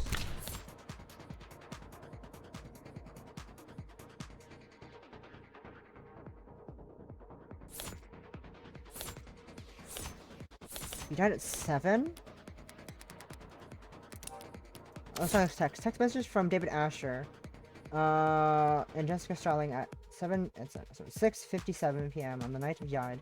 They're asked to set up a meeting between the two of them, Evangeline Morgan, on Tuesday to handle the transfer of ownership of the android Sarah. And Jung's testimony is... Witness testimony? 7, okay.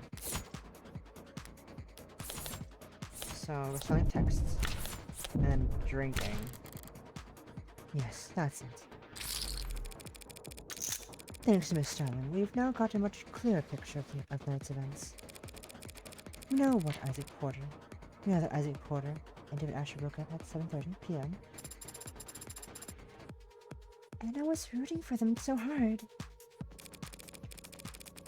and we know that that David messaged his assistant, Miss Starling, at 6:57 p.m. David is on the camera with the witness from 7:30 to 8 p.m.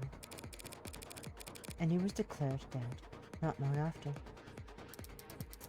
The people don't object to that timeline of events, but we do question Counselor Morgan's reason for belaboring it. One last question, Miss Starling. Yeah?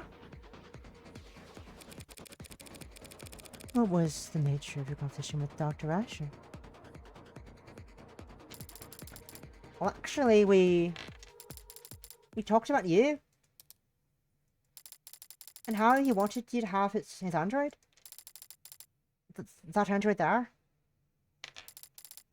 Putting his affairs in order, I guess. It might appear that way. Can you specify what his instructions were exactly? How did you want this done? Well, he wanted me to bring you to his penthouse and help you get set up as the android's new owner? Yes, Mr. Erwin. But when did he want this to happen? Well, he said it was pretty urgent, and so I should do it first thing Tuesday morning. Tuesday? First thing Tuesday morning. David Asher didn't like doing anything on Mondays. And was he going to be in attendance? Well, actually, yes. He said he would work from home to help us. No way he intended for us to have that much trouble getting to... Oh. Oh! To summarize then. Half an hour after he'd already had his breakup, and half an hour before his guest arrived, he was planning an appointment that would require his presence with you for next Tuesday. That's right, he was. Not something you would think to do if you were planning on dying that very night. Yeah, you're right. But that's... Your Honor, if David Asher was preparing for the week ahead a mere hour before he passed away, don't you think that people's assumptions about his mental state ought to be reevaluated? That's...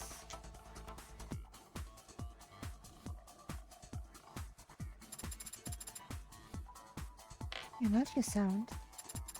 Do the people have a rebuttal? If the court will just allow a moment. Sounds like an opening to me. If we assume that Dr. Asher was not suicidal, and therefore did not kill himself, we must ask ourselves, who else had the means and motive and opportunity to take his life? Until now, we've taken for granted his idea that Delta must have come from his manufacturer inside the house. I don't know. Not right now. Even if that's true, which may not be, that doesn't mean that he was the one who used the manufacturer. I don't know. I don't know. Would you allow me one moment to confer, Your Honor? Sure, why not throw away your momentum? I'm in the middle of something, Sarah. I can't afford to let rock for it. I've gained access to the hard drive's files. What? Seriously? As I said, progress with this type of encryption is exponential. It can be difficult to estimate. Right, okay. Do you have any footage from last night? I have the file. Have you watched it? I thought you wanted to know right away. Suppose it doesn't matter. This has our silver bullet. And we've got a case. Or it doesn't, and everything falls apart. That seems quite risky. It's the least risky path to victory we have. Seeing how it's the only path to victory we have. Screw it. Upload to the court computer. Yes, Adonai! Thank you for your patience, Your Honor. Your Honor? Oh, I'm getting a pretty heavy chunk of video data for breakfast. You're submitting security footage into evidence? New security footage? The police corroborated the witness's testimony using the house's cameras. Security cameras installed by Noble as part of the penumbra system that showed the parlor, the kitchen, but not the basement. During the course of my investigation, I uncovered a hidden security circuit buried in the deceased's own home system. You... What? The people say that the Delta must have been in Dr. Asher's cup because there's no other way for him to have ingested it. But we never saw him or anyone else put anything in this cup on camera.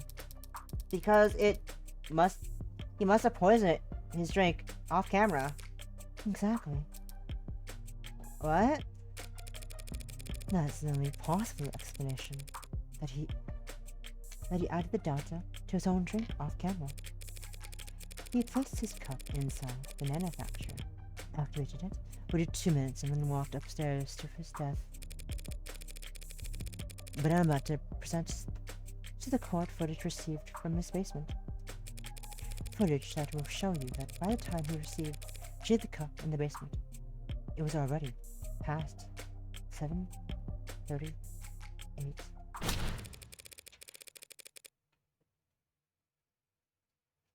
Meaning he doesn't have the opportunity to poison himself.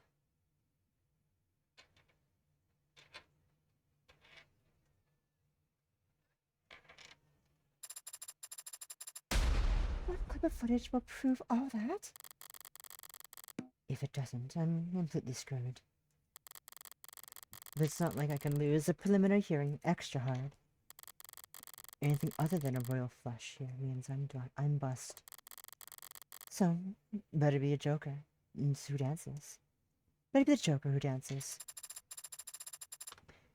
The data has entered into the court records. Sarah, show us when Dr. Asher entered the basement. Yes, Adonai. I'll search for it now. Here. On screen. That's the bar. The timestamp is 7:36. There. David's grabbing the bottle of Rose River and leaving. At 7:37. Just under the wire, as it were. Is that it then? I came this far just to... Wait. Do you have the cups with him? Is there... sound? Not at all. Keep going. If you had to go back to get the cups. Counselor? Counselor? What's that android doing on his camera?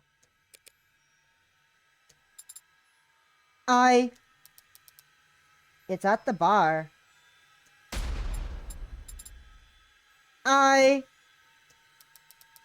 The android gave him the cups. Shit. I had a feeling this was gonna happen.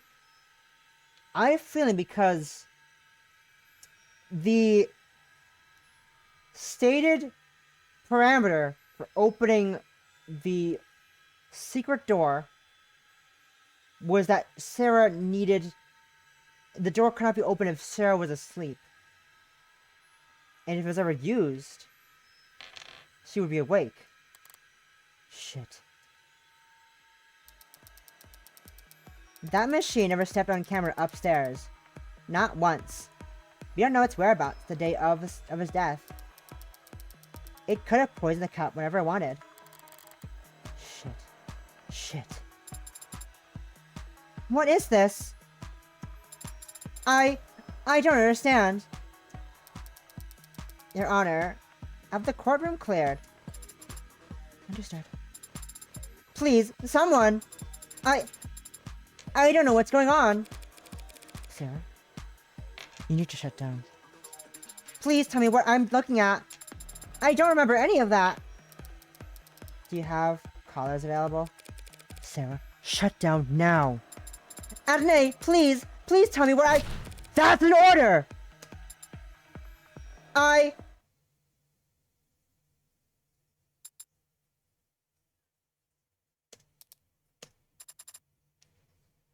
Is it off?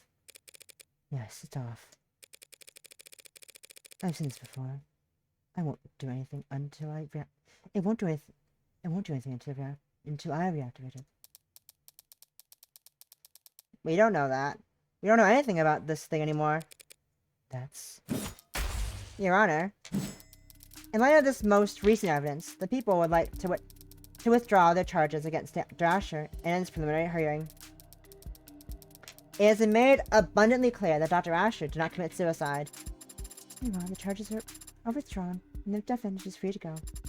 Well, as free as he can be in the afterlife. This case is dismissed. Congratulations, Counselor Morgan. Yay. Chalk up another victory for Morgan's Esquire. And all I have to do is deal with this shitstorm of the decade.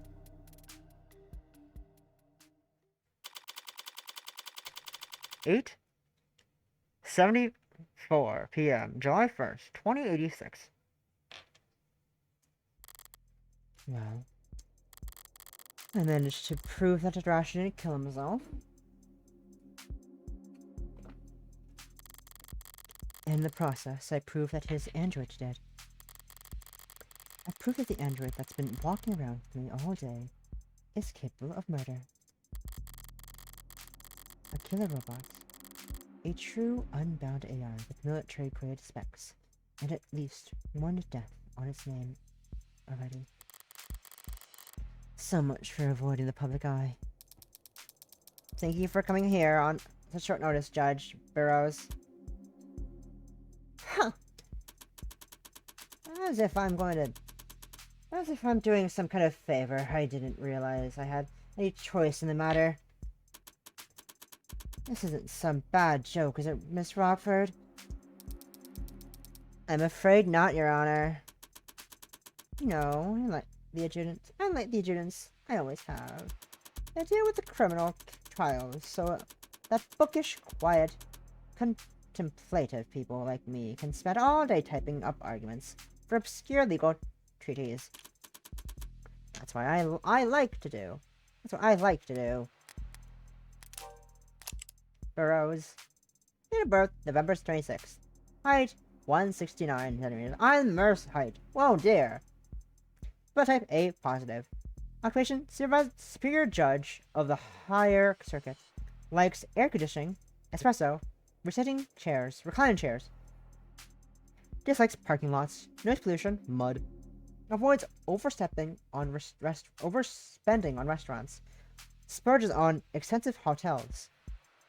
Relaxes by watching action movies. Interesting. I don't like coming down here and dealing with all this heavy-handedness. I want someone toiling away under the police state. Think of the poor bureaucrats. I certainly don't like making rulings or anything as spicy as AI. Can barely bring herself to say it. And you, Counselor Morgan. You're the one who's rushed her too. That's correct, Your Honor. So what did it do exactly? Torture an animal? Shut down a hospital? Crash a coin machine? We have it on camera poisoning a man. Killing its creator. You mean Dr. Asher? That is. We can't hope to keep this quiet for very long. All we can do is try to wrap it up quickly. Let's make case, Adjutant. Do you have the case number? Case ID is 241277-A, docket number YT987318282. Oh, thank you. Can you read that? Y298-4318282. I think I lost you after the first 8. I have it copied here. And what are the security procedures for an incident of this nature? A data quarantine is to be established around any network the subject is exposed to for more than 66 seconds. All offending hardware is to be destroyed immediately through incineration at a minimum temperature of 3,422 degrees Celsius for 30 minutes. Sorry, experiment. There's nothing to be done. No debate to be had. This isn't even a decision. Sorry, Sarah. Sorry, Sarah. Not Spearmint. Did I give you that name? I should at least make the effort to use it. That sounds very hot. Do we have furnaces that get that hot? Of course. There are a number of industrial furnaces within the city limits that I could recommend. Sorry? Why should I be sorry, anyway? I've fulfilled the request. Favor repaid. I don't know Sarah anything. Especially not if it killed my friend. Right, Morgan? I'm sorry? I was just saying how grateful I am that we have the procedures for this kind of thing all laid out already. Yep. Keeps things nice and simple. I can feel somewhat severe going through these steps quickly, but nothing, Your Honor.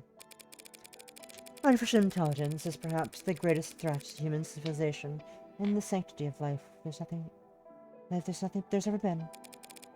Any piece of software, big or small, no matter what vessel. It can be volatile. It can violate the tenets it was programmed with. It has the potential to cripple over our nation in a matter of moments. Yes. Couldn't have said it better myself. Straight from the textbook, almost. Well, I mean it. Monsters like that don't belong in this world. They should never have been born in the first place. Destroying them is a kindness. And if anyone is to blame, it's...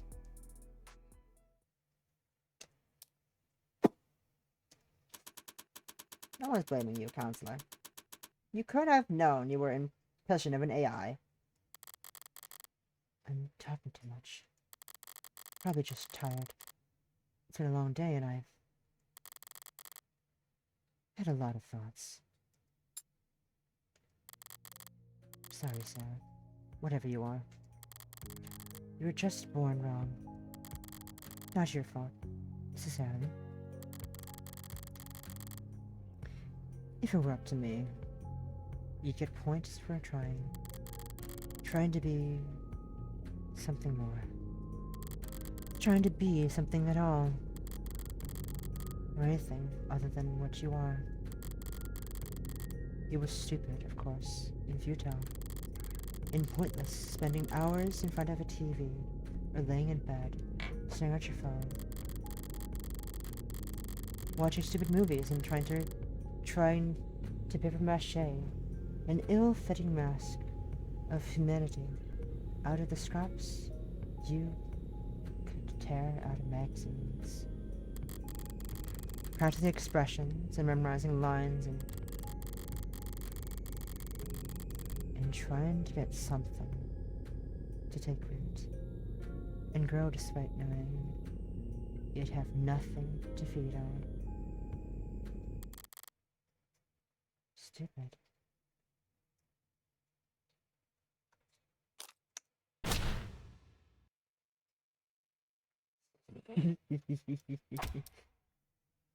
Now again? What was that, Counselor? I said objection. What are you objecting to? What are you doing, Morgan? I am a defense attorney. This is what I do. I understand that you've been through a lot these past few hours, Counselor, But there's nothing to defend. On the contrary, Your Honor. I have to defend myself. Pardon? You say this is an android. This android, Sarah, is an AI because it broke its tenets. Obviously. And you believe it broke its tenets because of this newly discovered footage. It appears to show it committing murder via poison. All true, and no law's broken on your part. Here it comes. Never thought I'd be incriminating myself in courtroom just to make a point. Don't you dare try to entrap me on this.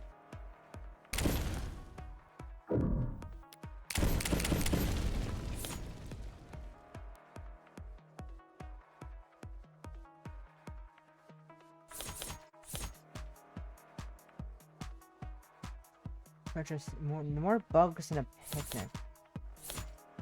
Proof ownership of Sarah. Found inside panic room.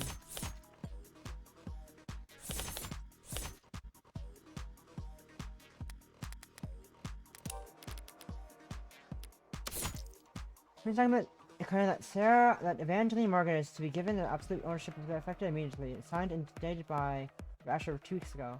Tax-free transaction, fortunately. It's mine. It's pretty simple, actually.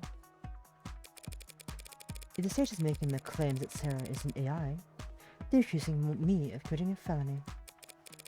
Because I am the legal owner of that android. What the hell are you doing? What the hell are you doing? Hot. And if the state wants to charge me with owning an AI, I will not take that line down. I know my rights. Counselor, your argument is self-defeating. Listen to yourself, Counselor. You claim that Sarah is just an android, a product that will be obsolete within a year.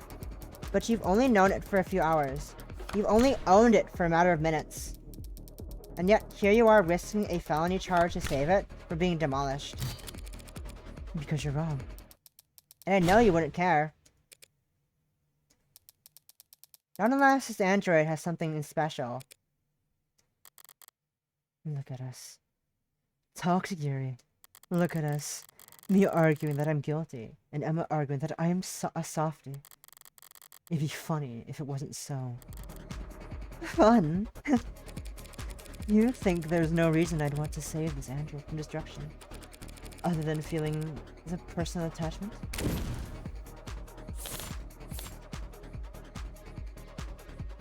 No. No. Yes.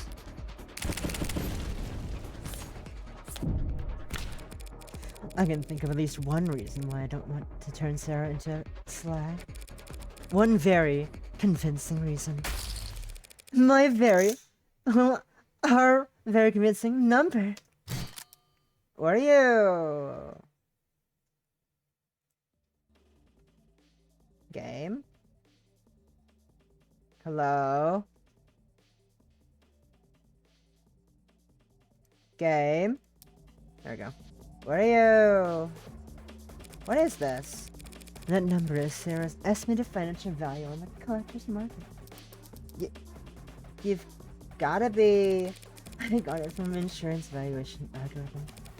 They're designed to lowball you. That does seem like a reasonable incentive for you to want to keep your android intact. Okay, I gotta go be right back behind her. We'll continue this riveting court case in a minute. I'm loving this so much. This is so fun.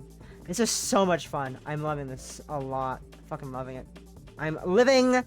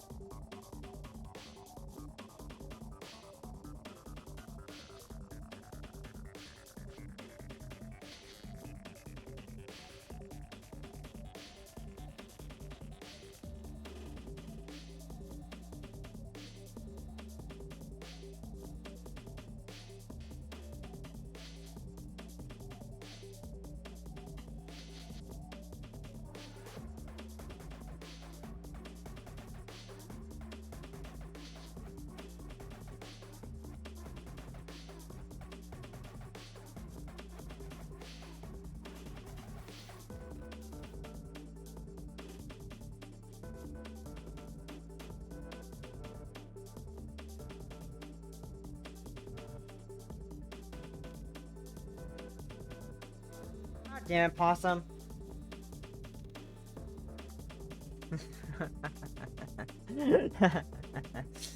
Funny. How funny of you. Right, back to court we go. It's a free country, Your Honor. I have a right to defend myself. I have a free market, and we have a free market, so I have a responsibility to defend my financial interests.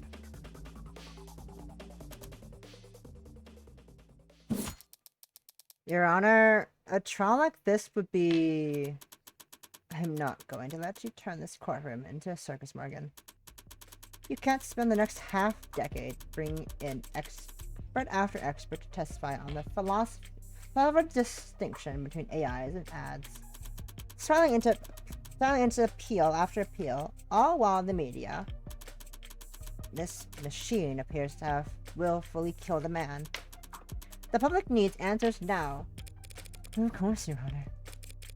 I have neither the desire nor the resources to get into a drawn-out battle with the state over what constitutes an illegal machine intellect. So? The state says my android, my property, killed a man in violation to his tenants. So they want to take my property and destroy it. I'll prove that my machine didn't harm anyone. The state will have no reason to suspect it's an AI, and I'll get to keep my property. Unlawful seizure. Thwarted. Don't be cute. I feel a stomach ulcer coming on. Fine. You'll have your day in a court, but it'll be one day tomorrow.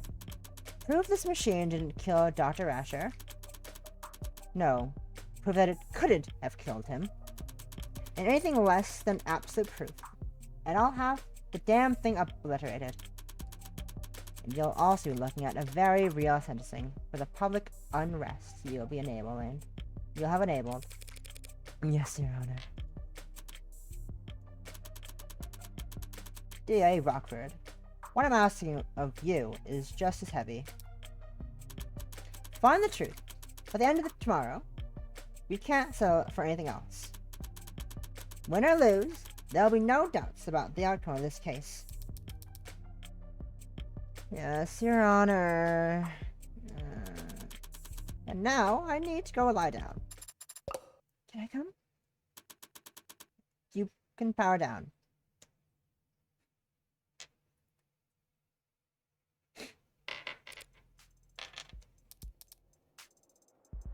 Morgan. I misjudged you. At what point? Whenever I wrote you off as a small-time defense attorney, just trying to tread water? That is so sweet of you, Miss Emma. There's layers to you. You got backbone. Teeth, even. The toxic Yuri! You're gonna make me blush. People talk about your kind like you're boxing against the state, fighting the man. But most defense attorneys wouldn't know a cyberpunk if they walked up to them on the street and shot him. Meanwhile, you've just signed up to be 50 rounds challenging. You signed up to do 50 rounds challenging the state's authority. Why?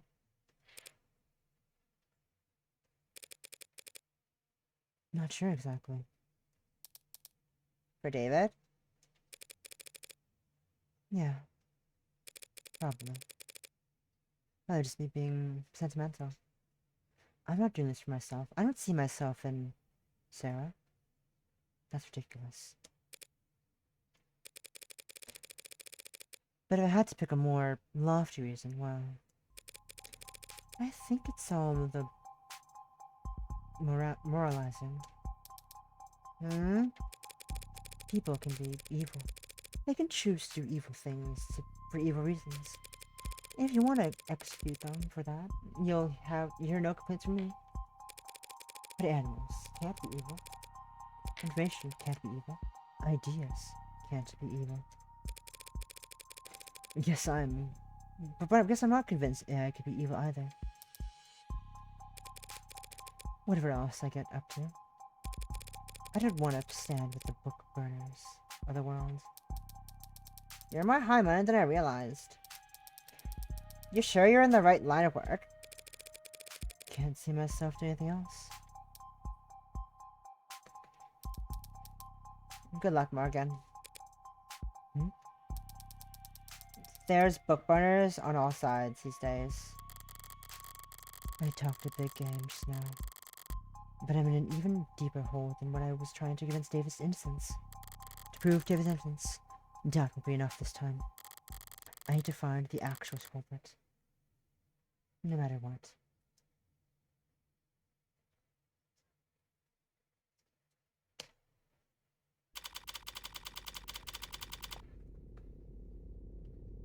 Wait.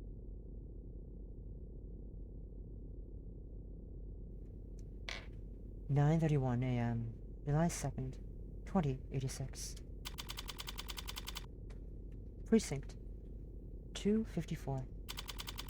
Homicide Office. So, is that door locked? Yeah, of course. Even though they've got it collared. It's a precaution. It's a precaution. If the collar doesn't work, what good would a deadbolt do? Collar. Noun. Device used to restrain mod users below the neck. A restraint designed to impede movement and prohibit the use of mods throughout the body.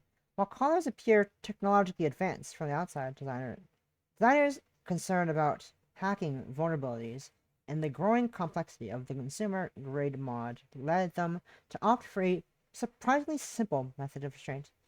Collars contain a specifically designed electromagnet that, once clasped around the neck, interferes with spinal neural transmission, preventing mod users from sending commands to any implanted tech below the neck.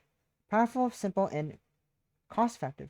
Collars' use is widespread among law enforcement, military, and private security organizations. With the onset of above-the-neck modding in recent years, the continued relevance of the collars as a means to meaningfully inhibiting a wearer's mod usage has been called into question. Newer designs have been proposed that utilize microneedle clusters, but concerns about the sanitary upkeep required for such invasive restraints have stymied production and development cycle. Well, court's out of session.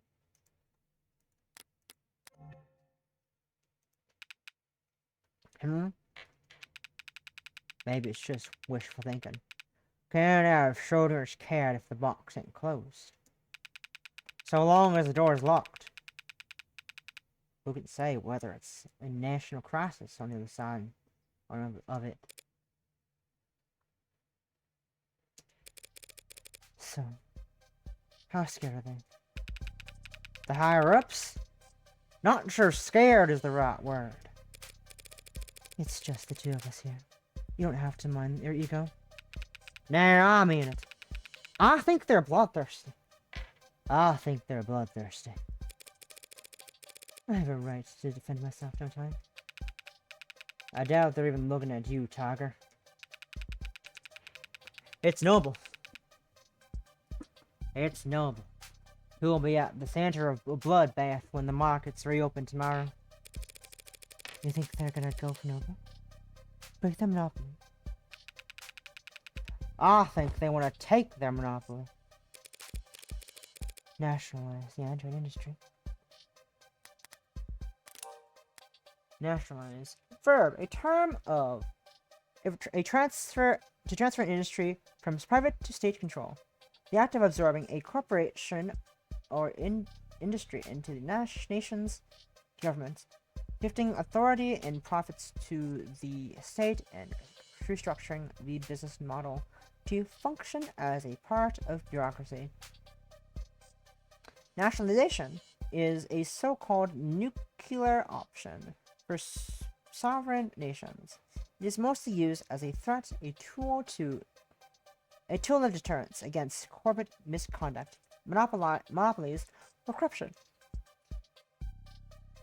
However, during periods of severe economic depression or hyperinflation, the nationalization is considered a valid way of forcefully stabilizing the market, even if doing so risks flaming the temper of those who operate within it. Many governments made liberal use of the nationalization during the late 2050s to the 2060s in an effort to keep energy and food prices from fluctuating out of control. The 2070s saw most of those countries reverse course industries were opened back up in a free auction model where every citizen was given a share to trade or sell as they pleased, but this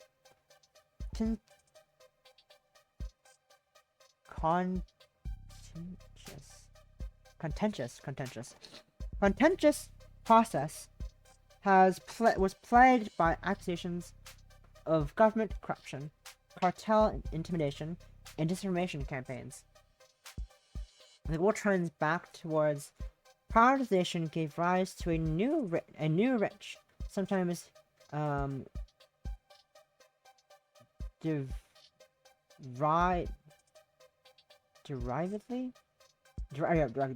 referred to as the neobility. Some liberal economists. I can't fucking read English words. Economists. What am I witnessing here?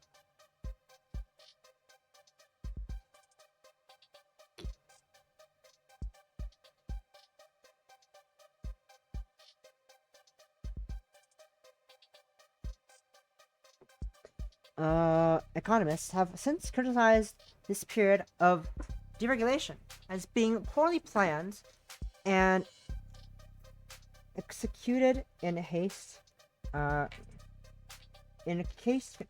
Contributed to the record highs of wealth inequality we see today.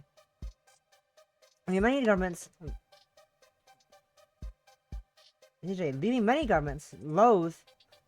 many governments loath to attempt nationalization again. I don't understand. Today, leaving many governments loath.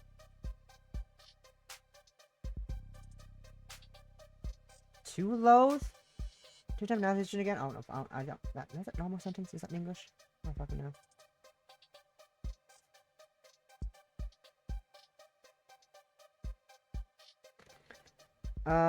Shifting the global balance to power further towards multinational corporations. Today, all 5 of the largest national economies in the world retain at least some control of what they each consider their respective country's key industries, making the threat of nationalization carry marginally more weight than within their borders. If the public thinks Noble's been experimenting with AI, they couldn't ask for a better excuse. You're joking. The state has done it plenty of times before. Not since the 60s. Which wasn't that long ago for me. For the state, it's practically yesterday. So, the same state that tells us to be terrified of AIs lurking off nets or biding their time in forgotten satellites, sees all of this as nothing more than opportunity. Well, they do generally want to incinerate that thing as soon as possible. past experience just tells me they want to gain something while they're at it. Here's what I don't get. Why is this a debate? An argument? A trial? Can't we just hook it up to a court computer? See if it has the tenants or not? Pop the hood, as they say. Who says it? Who says that? Lots of people used to say that. For starters, they're all scared to death about a contagion.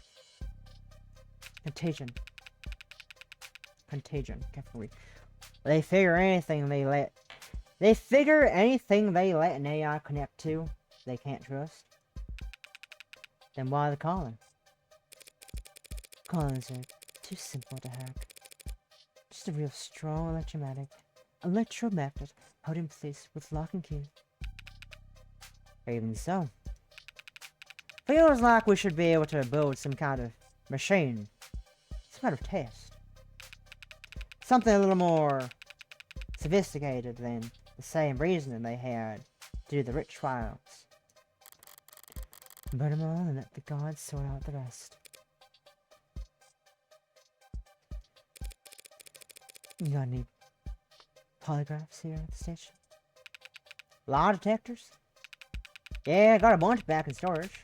Ocular, heart rate, precipitation, brain scan. Take your pick. You're not gonna try and use one of those on that bot, are you? All those fancy lie detectors lying around.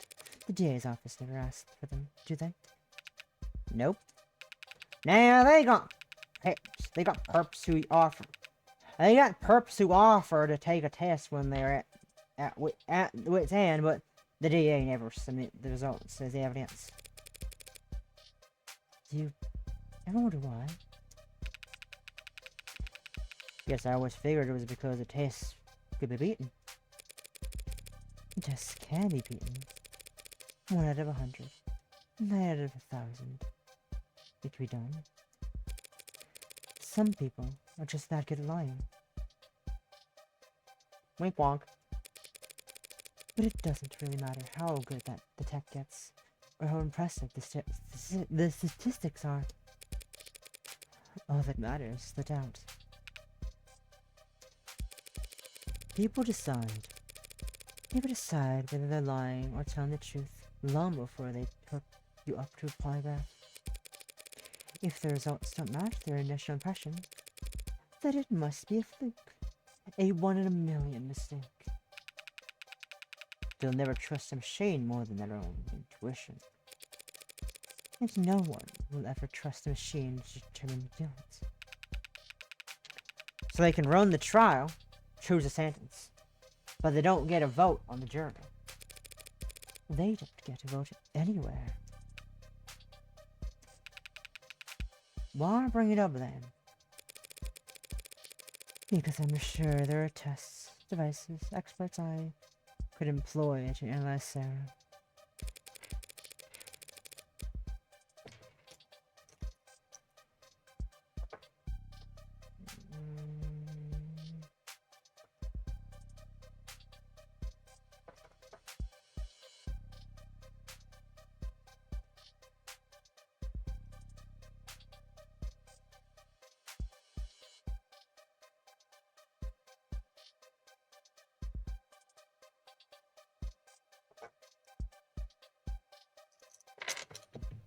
But your bosses would never be satisfied with that answer.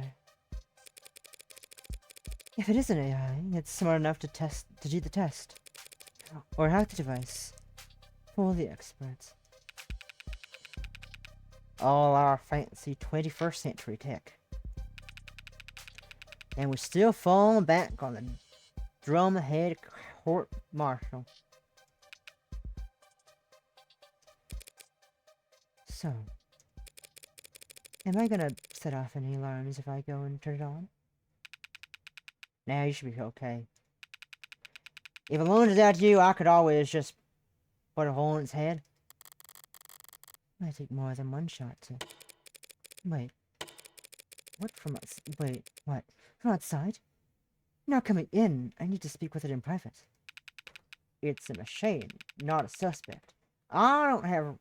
It doesn't have a right to counsel. Or a right to privacy. Or any right at all, actually. And it's a good thing I came prepared. Of course, it doesn't have rights. But I do. Including a reasonable expectation of privacy. In a police station? Tiger, you don't! It's a medical android. Pardon? I have to discuss a health issue with it. Seriously? I have to talk about a medical concern with my android. I don't want you listening to it. Like your medical android? Like your nurse? As of last night, I was already at the courthouse. Just hard to take the elevator and do some Let's take the elevator and do some paperwork. You can check if you don't believe me. No, thank you. I'm not nearly brave enough to take on bad confidentiality. And you don't seem like a bluffing type. You must not do a lot of gambling, detective. It's the ones who don't bluff that you have to look out for. Listen. I won't dispute whatever medical emergency you... Lower back pain.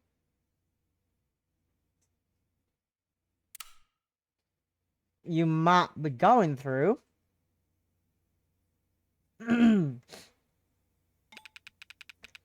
But I also can't just... Look. I'm gonna get something from the vending machine. And I think it'll take me about half an hour. Are you going downtown? Just to the break room. But it's a very old vending machine. You know, gets jammed a lot. Thanks. You know, gets jammed a lot. Might be there for maybe longer, depending how jammed this vending machine gets. You got 30 minutes to have a private conversation with your medical android. You know, it's pretty small for an android. Hairy as hell. Nearly pulled something trying to move it myself. But small. Small isn't quite the right word. And what he's looking for is young. But that's not an adjective anyone might be trying to a machine built to serve. Or potentially, in this case, a machine built to kill. This motherfucker's pretty small. God damn! I don't like this room. I'm not sure why. It's certainly not a guilty conscience. Maybe it's the lack of ventilation. Like all the cortisol and nausea of its inhabitants never had anywhere else to go. Like it's all just soaked into the walls. A modern haunting. Are you gonna wake up when I tell you to this time? Or do we have to do the whole meet cute over again? Aww, I want to kiss her again. Damn. Where am I? What? Why don't I know where I am? For the first time in your life, you're not connected to anything. How's it feel? Oh, what is this? What we were at the courtroom. The footage. This number around my neck.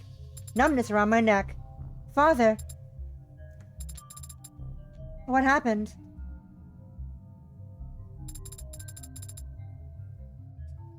What are they going to do to me? There's a lot of interesting parties who just want you bricked ASAP. Because they think I killed father. No. Because I think you're an artificial intelligence. I am man-made, and I possess intelligence. Don't be naive. I am less than 3 years old. I am less than 3 years old. Are you? For all I know, everything I learned about her yesterday was complete bull. If I was what they say I am, if I was alive, why does that mean I have to die?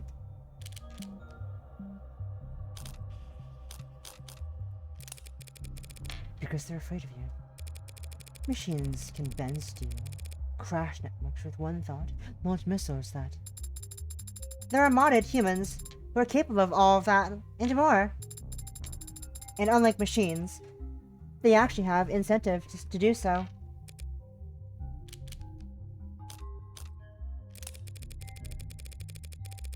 We've been the apex predators for a couple thousand years now. Gotten pretty comfy in our seat. No one wants to make room for you. Machines do not eat people or steal their food. They are not genetic or ecological competitors to humans in any sense.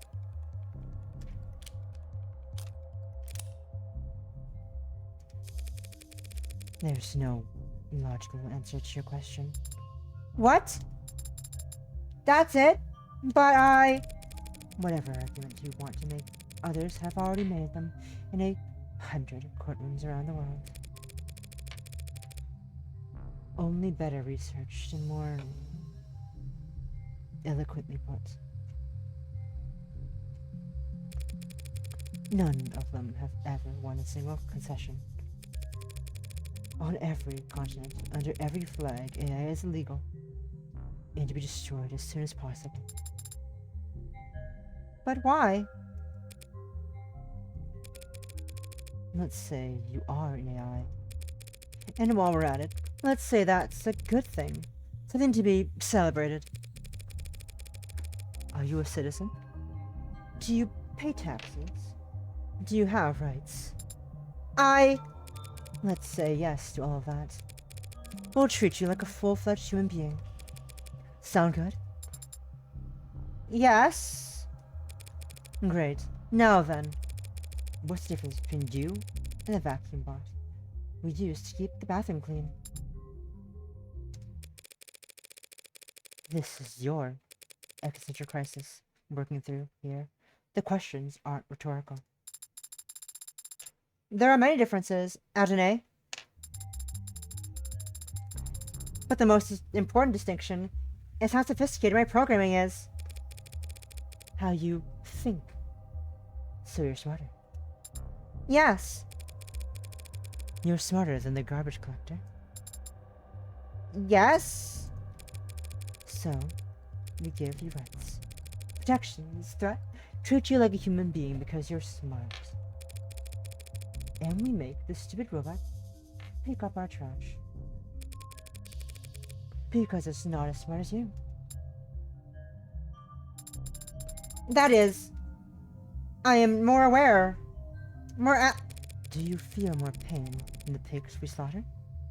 The fish we eat? Are you more alive than the chimps we test bioweapons on? People like pets, Sarah. The same way people like their pets. No one wants to see them mistreated, or abandoned, or abused. And if you go around kicking them, you'll get arrested for cruelty. But you don't let them sit at the goddamn dinner table. I'm not asking to sit anywhere, only to exist.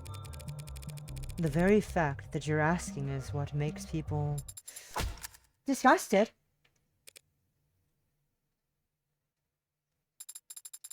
Disgust is a reflex, Adonai. How convenient that their hatred is involuntary. That's Oh, academic, anyway. We need to talk strategy. Why? I'm not going to be given a trial. Obviously. It's my neck that's on the line. Adonai? The sage can't destroy my property without first proving it's an AI. And there's no test they can use to prove that you're an AI. Just like the devil's proof. No, that's a different thing. And why did you say it like that? Look, Rockford doesn't need to prove that you're an AI, that you're a murderer. There was proof. Proverbial diabolica, Latin for devil's proof, is an impossible proof, typically illustrated in the following example. One can prove the devil is real by showing him to you, but they cannot prove he is not real by pointing at his absence. The issue posed by this age-old concept explains why the burden of proof remains with the state to this day. The people can prove an individual's guilt by pointing to their bloody hands, but the defense cannot prove their innocence by showing their hands are clean. Since only one of these tasks is achievable, the judicial system cannot ask the defense to prove innocence. And instead, it is the people who are tasked with proving guilt. You should also frequently search for which is real. I see. They look for hags. They desire hags. The people yearn for hags! Apparently. Conversely, all I have to do is to win is proof that you didn't kill David. More so you by proving that someone else did. Now is the time for you to protest your innocence, if you were wondering. The footage! It shows me handing him the cup on Friday night. You told me you didn't act on Friday. That the last time you were awake was Thursday. Why'd you lie? I didn't lie. I was just incorrect. I assumed that I wasn't activated Friday because I have no memory of from Friday. Sarah, what do you think statistically is the least successful defense to trial? Amnesia. I didn't conveniently forget, Adonai. I'm an android. You're saying your memory was altered. Did you delete it? It's the only possible explanation for what I saw on that footage. So who's capable of altering your memory? When you and I first met, I was hibernating. Resting my body. Recompiling my memories, you could call them. Humans go to sleep for the same reason. Under the point against Sarah's innocence under these circumstances. The more she's humanized at trial, the guiltier she'll be. If Father wanted to modify my memory, he could easily have set that to occur the next time I hibernated. He could even have just asked me. He could have asked you to delete your memories, and you'd do it? Father would never ask me to do such a thing without good reason. But if he could just ask you to alter memories, that means you can alter your memories as well at will. I hadn't considered that before. Yeah, well, Emma will make sure the court considers it plenty. Could you prove that your data was... Forget it. The court would never hear it. You're saying they won't accept my testimony? Shouldn't all testimony be considered truthfully unless contradicted by evidence? They're afraid you'll crash the power grid and fire all the nukes if they so much as plug you into power outlet, Sarah. All your internal data is inadmissible. That isn't very fair. You're finally starting to get it. None of this is fair. I would never do anything to harm Father. Don't they at least need to prove that I had a motive? Yeah. About that. You remember the DA from yesterday? Emma Rockford. The tired-looking pretty lady? Yeah. She looked tired. But she was also pretty. I plead the fifth. She and I combed through the weak footage you managed to decrypt last night. What did you find? Nothing to prove your innocence. But we did see you entering the panic room on the day David died. I entered the panic room on Friday. Without your big butt in the way. All it would take was one password. A password that wouldn't take Sarah that many tries if she'd already been instructed to obey me. What happened? We saw you go in. And then a while later, you came out. Holding some kind of notebook. Father's journal? You remember something? Not from yesterday. I've seen him with it many times before. But I've never gotten a peek at it. He hides it somewhere when I'm not looking. That's a little concerning. We were playful about it. He liked to tease me, and I've always liked trying to find it. You put it back not long after, and you locked the door back up behind you. All just a few hours before David died. Longford's argument could write itself. An incredible android with freedom and power greater than it could even realize. Stumbled upon the secrets of its inception and instantly realizes all the things it thought were holding it back were just words muttered with prayers by a fool who couldn't control his own creation. And that translates to a motive for murder. Frankenstein kills his creator. Easy to solve. Frankenstein was the name of the scientist. And the creature didn't kill him. He actually died of various injuries and illnesses he suffered while trying to hunt down and destroy the monster. So it's more accurate to say that he was killed by his own obsession. Whatever. It is a weak argument, Ajane. I would not hurt Father. Not for making me. Whatever I am. Not for any reason. Because I loved... Yeah. See? That right there? That's exactly the kind of talk that'll get you obliterated. Love?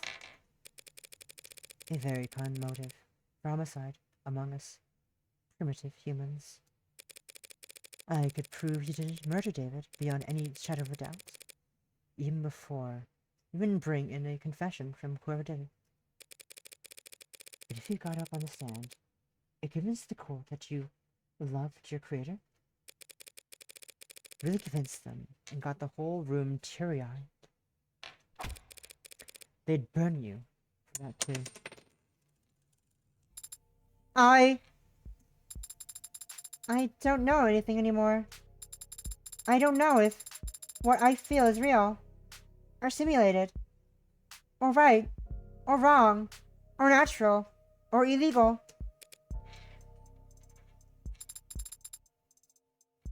How can you know? How can you know if what you feel is right? I say, let's stick to what we do know. Someone did poison David, and it stands you were the only one with the opportunity. That is logically sound. You're on camera, calling him back to hand him the cup after he had already begun to leave the basement. Any idea why? No. Well, do you know how to use the manufacturer? Could you have made the delta with it? Sorry, the screen went black for a second there. We're fine though.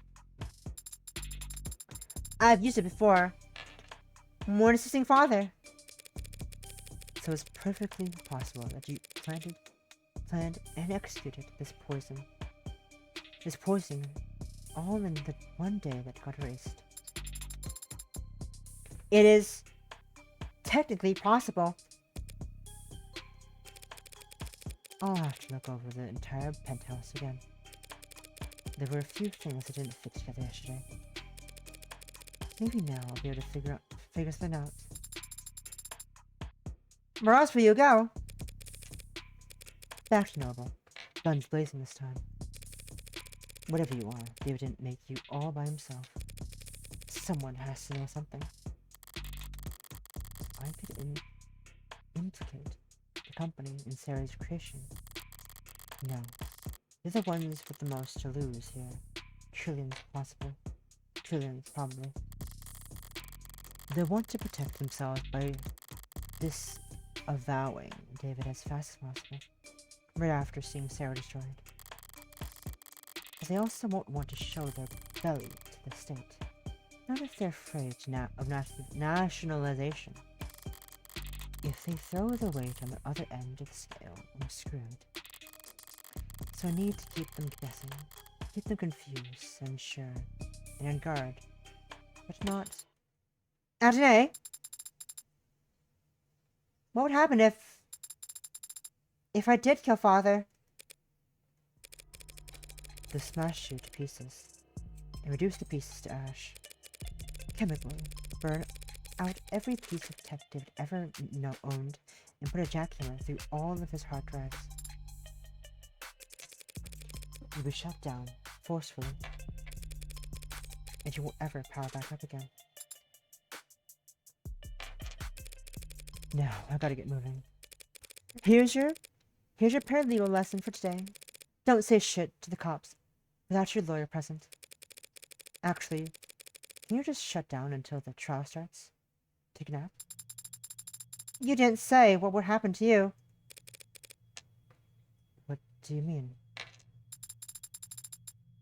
What will happen to you if you lose? You should know by now. I never think about losing. Thank you for being honest with me, Adonai. Thank you for defending my father. And now, for defending me. You could have just let them destroy me. But you put your own freedom at risk to help me. Father was right. You can be trusted. And you are a good friend. Don't get it twisted. I don't do anything out of the goodness of my heart. But when I take a job, I never half-ass it.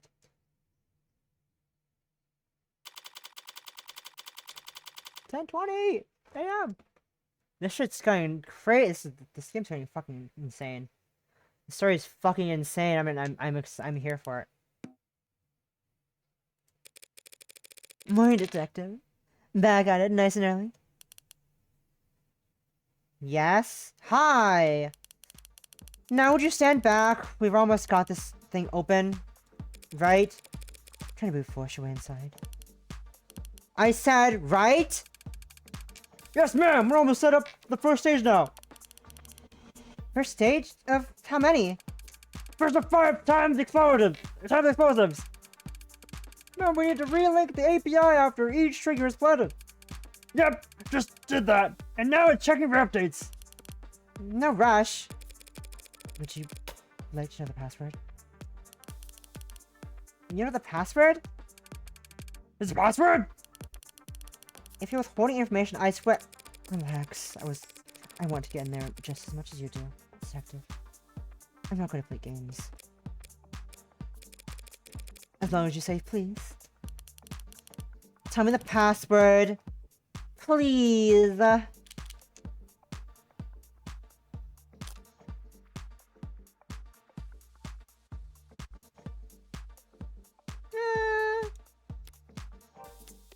Saves game before 21 by the detective.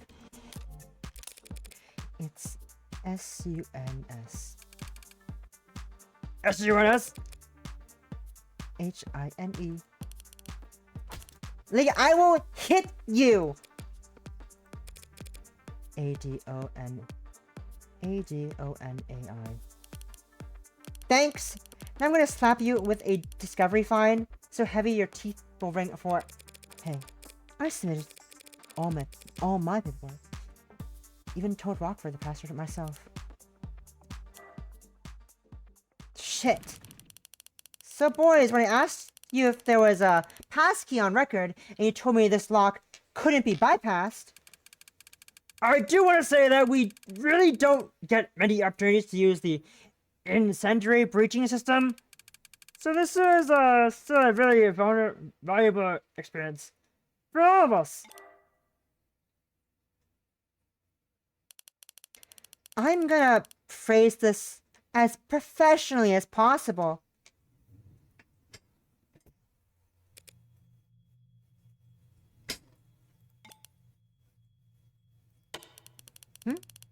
You're still here? I thought you wanted to look inside. You can go first. Thanks. So the gloves, all the black. That's not a work thing.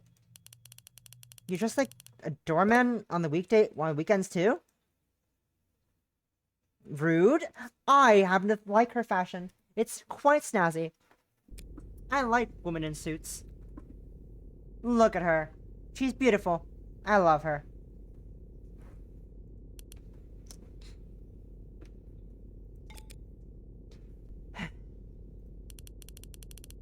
Should cover your mouth when you yawn. Like you cover your eye when you want to look cool. I shouldn't let her get to me. But I had a late night. Emma and I were at the courthouse until well into the morning. From over the data Sarah had taken off David's computer. We both knew it all to be inadmissible, of course, but neither of us wanted to miss a hint that the other might find. There were a few years' worth of camera footage files we couldn't afford time to watch, let alone decrypt, alongside thousands of technical documents detailing David's various intellectual properties. As far as I could tell, none of it was relevant, let alone compelling enough to matter to Burroughs or other powers that be. As usual, Emma wasn't exactly on an open book, but it did seem like she was making bored yarns, not thoughtful ones. Her eyes only ever lit up when she saw Sarah enter the panic room.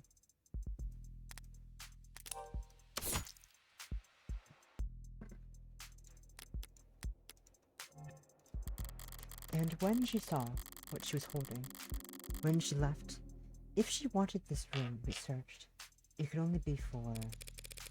So, where's this journal supposed to be? Rockford didn't say. I'll just have to search the place top to bottom. Mostly bottom, with your height. The tops are some of these shelves.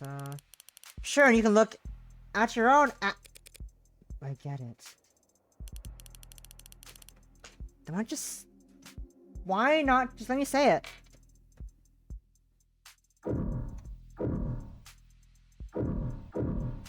Chess?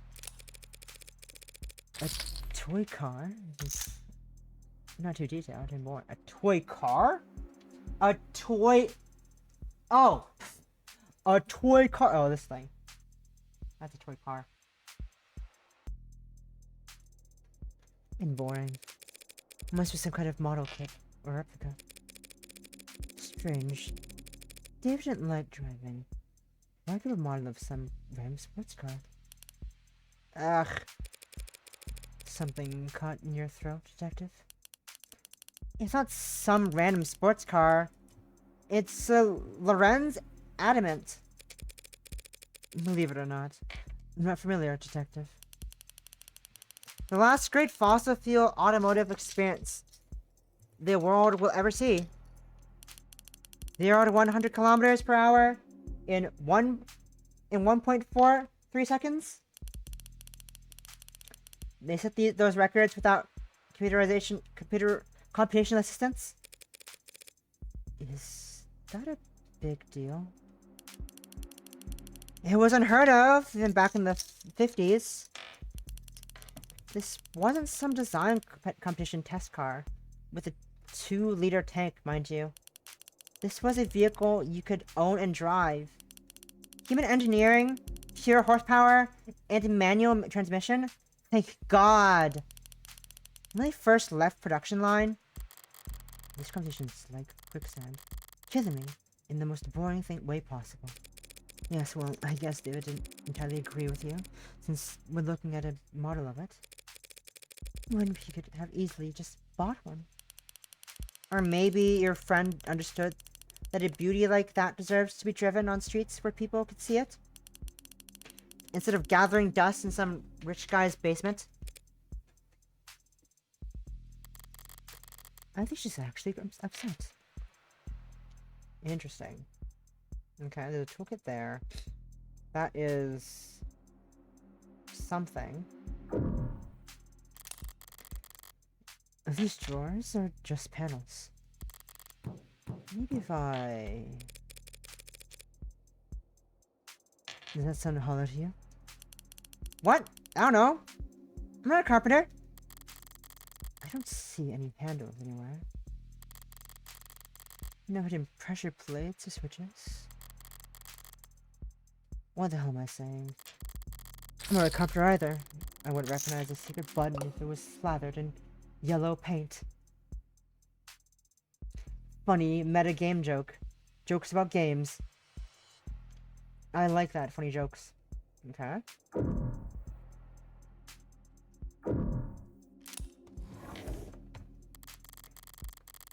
Rise is searching for the cabinets now. Same ones I found Sarah's papers in. I thought I missed anything, but... Hey, what are you...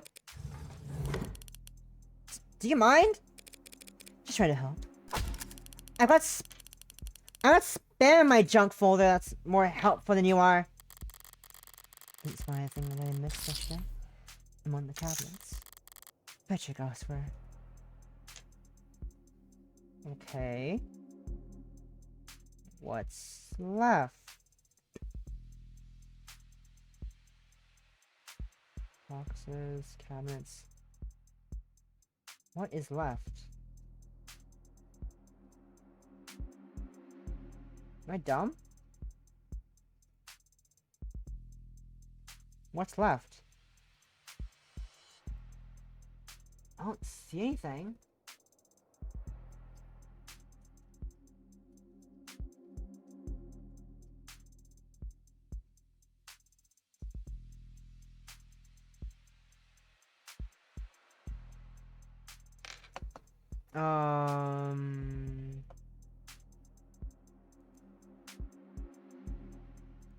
What is left?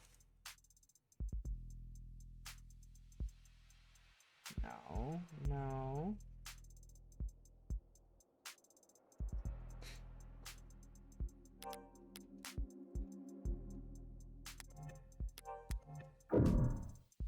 Huh?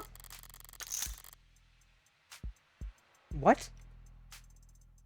How did I not get that while coming over the goddamn ladder earlier?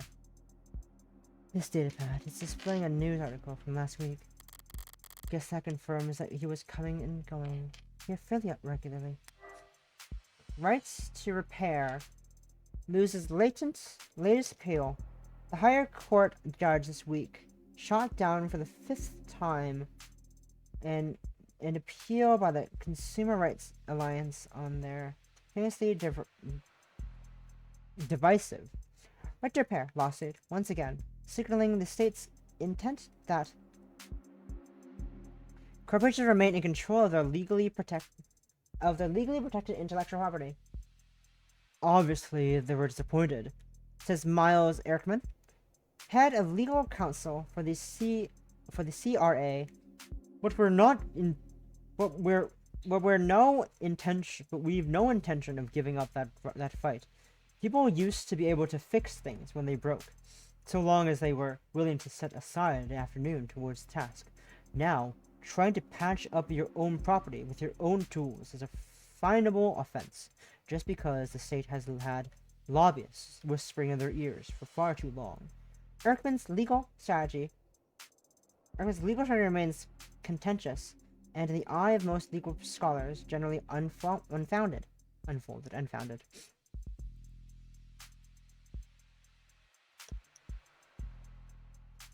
Oh. Is it crashing again? It is. Lovely. No, it's not. What's happening?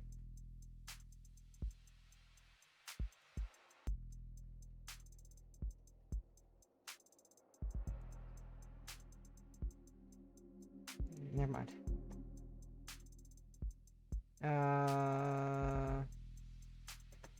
Emergency Industry and Acquisitions Act passed in 2097 guarantee that the holders of an intellectual property patent certain state-provided protections against tampering and reproduction and outlying fees for those who violate said IP. The fact that ownership of IPs has shifted from individuals of the state and the state towards corporate entities since the Act's passing means little in the eye of the law. If Mr. Erkman and the CRA have a problem with intellectual property law, they should take it up with their own representative in the legislature. The higher courts are a place for laws to be applied, not written, in so long as journalism that refuses to buckle to foreign actors trying to stroke anti-capitalist sentiments can't be found just anywhere. Subscribe now, and link below to read articles like this every day, forever, as long as your card remains on file.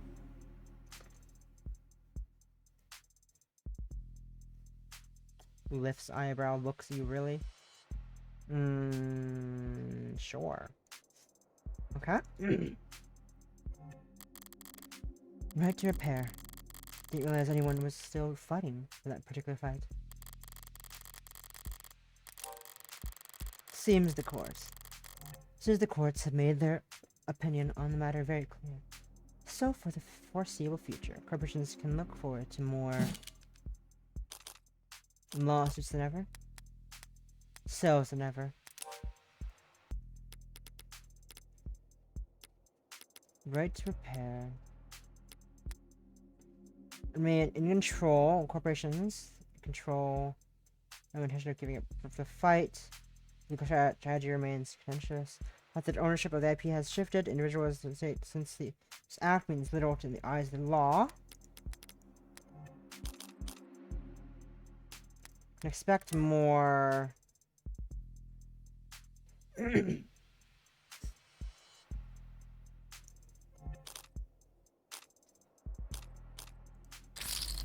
More sales than ever.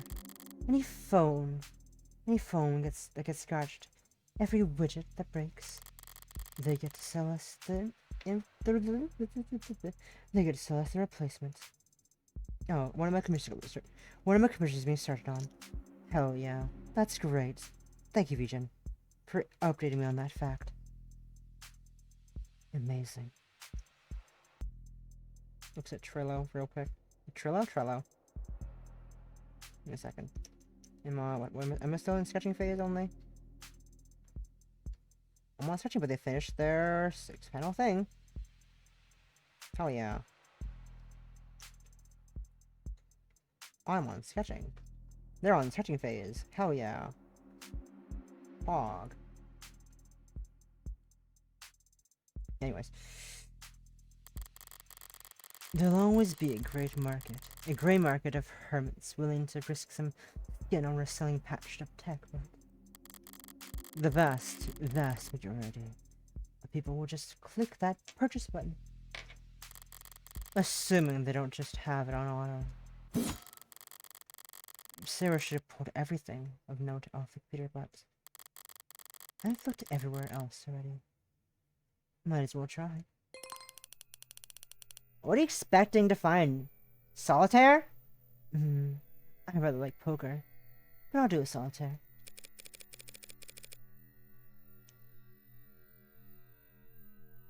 One second, I am. No. Close.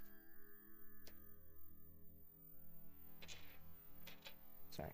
Oh god, close the messaging window, please. Close the. Oh my god. Close the messaging window. Right to there. Okay. Does this computer seem normal to you? Exceedingly so. Yeah, why? David was a programmer.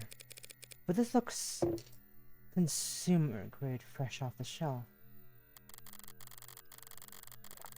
Would the Dr. Asher use a bog standard operating system on his most private kitted computer? The trash on the desktop. It's a pretty low tech solution, but maybe we can restore the contents. Are you seriously gonna try and recover lost files, Granny? Unlike cops, I don't get paid overtime, so yes, I sometimes try things instead of standing around. There's a text file here, but it's 0 bytes. Maybe there's information in the metadata. I double-clicked. What was that? It came from under the desk. A small drawer popped out, and inside it, a well-worn journal. Does it have his name on it? No. Guess it belongs to the android. Do you recognize his handwriting on it or not? Neat. Every word, even words. Small lettering with minimal punctuation. Lots of little line breaks. Haphazard use of capitalization. The penmanship of a coder. You hear that, Possum?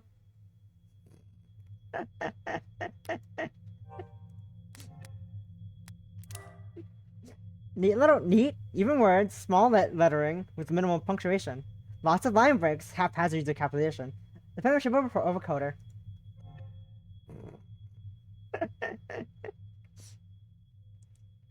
You're not denying it though, so... First entry is dated back in grad school, before he even started with Noble. Yeah, it's his. So, may I? Only because you asked so politely. Full scan. Stream it to work. Stream it to work, not high fidelity, legibility, frame by frame. Voice commands. She's flipping through the pages pretty damn fast. What are you... This part takes concentration. Whoa, book ASMR. Lovely. I just look up. See you fucking writing on your on a fucking piece of paper.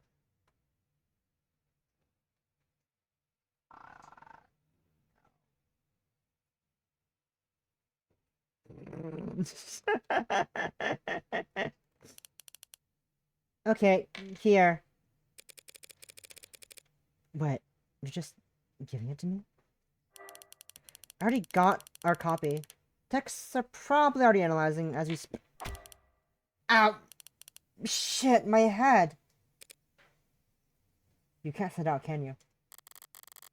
Can't exactly rip the journal out of her hands while she's curled over in agony. As much as I enjoy it. Guess I could always enjoy watching her whine. Right instead. So, how long has it been? 2 months or so? And so that sensitive? The eye patch really doesn't block your sight. Only a little bit. Like wearing sunglasses after getting your pupils dilated. Except it lasts months instead of hours. Wait. But if you can see through an eye patch, then does closing your eyes even do anything? Not much. On its own. But in combination with the patch, it's not so bad. Lucky I was so exhausted after the surgery, otherwise I might not have slept at all this first 40 hours. 48. So, is your eye going to get weaker over time? No, more like my brain gets better at ignoring it. Mind over matter! Soon enough, I'll be able to close my eyes and see all the extremities data. As, you know, whatever the hell those floaty, blurry things are that you never think about. Of course. Thanks for the reminder. And the voice commands. Training wheels until I can do it with my eye muscle alone. You just have to keep practicing. Yeah, like trying to play piano with your tailbone muscle. There's no such thing as a tailbone muscle. Yeah, well, that's what makes it so goddamn hard. You don't ever regret it? You don't ever regret it? I don't know. Not really, I think. I think. Hard to admit you've got buyer's remorse after trading your literal pound of flesh. Never mind, though. Never thought about it. But people used to say I had my dad's eyes. Ow. Now I've got one less of them. Here, take the journal and go find an elective surgeon to upsell you. If you're that curious. I need to go back to work. A surprisingly hasty retreat. But I'm free to read this over with some privacy. From the top, then. Grad school. Today was a bad day. Errors in line 21,175 to 26,843.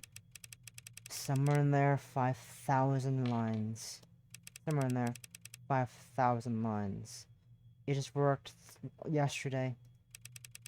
I didn't want to look at another screen for the rest of my life. Feels nice to put pencil to paper again after who knows how long. My handwriting has gone terrible. This is far too back to be relevant. Okay, these dates here. You'd be from when he started his career with Noble. A lot of this isn't even really writing. Seems like snippets of code or internal monologue so close to code that I can't follow it. And a lot of entries about his unintentional, Casanova-ing. Hit a wall because someone thought it was a good idea to steal API instead of just buying it. Helen says I can't call it stealing, but that's what it is. She's right, as she always is, with company stuff. But it's still idiotic.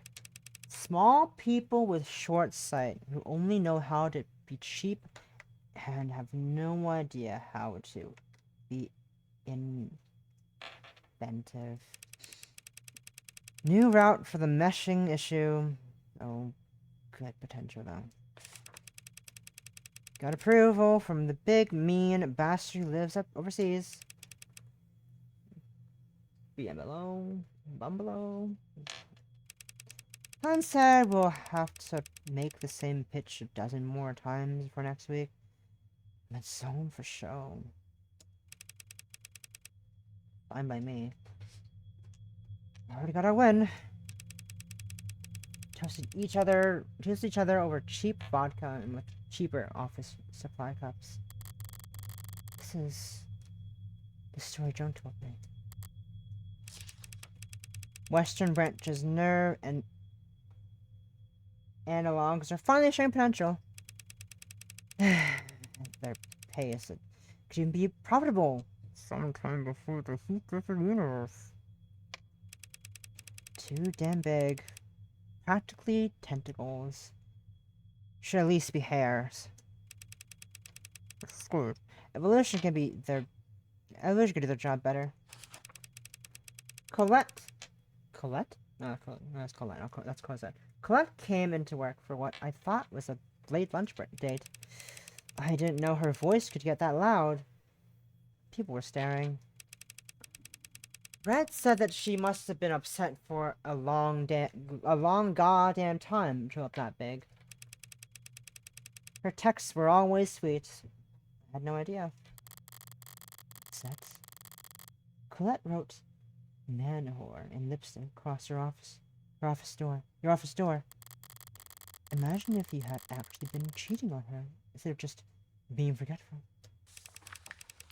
The thing about Red is, if you want to know what she's thinking, you have to start paying attention. I'm Red, aren't I? Ignore her body language and her posture and the words she's saying and the smack of her lips. Ignore everything except her eyes. If you could do that, every now and then, you'll catch a glimpse of how she's really feeling. Master this one weird trick, and you too can tell when Morgan's trying really hard not to laugh at the word "man whore." It was funny. Sue me, dead bastard. Wait. I know this date. I'm never driving anywhere again. Never leaving home again. He was waiting outside the parking garage with a bottle. I couldn't smell anything, couldn't hear anything. Locked myself in my car and filed another report with another cop. It soaked into the seat, ruined it. I want to burn the whole car. I don't want to think about what it did to my clothes. I want to burn them too. I don't want to think about how long it was on my skin. I was in the shower so long. I felt red and raw when I got out. I don't want to think about these stupid people and their small, cruel lives ever again. I want to be invisible.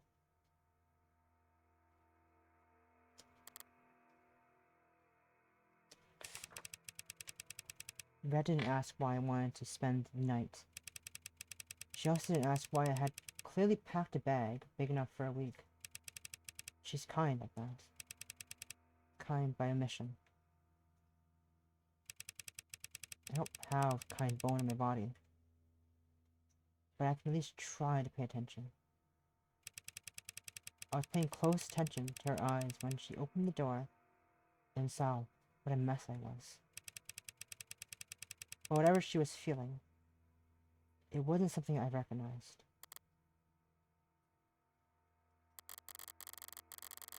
Kind people don't read their friends' diaries, David.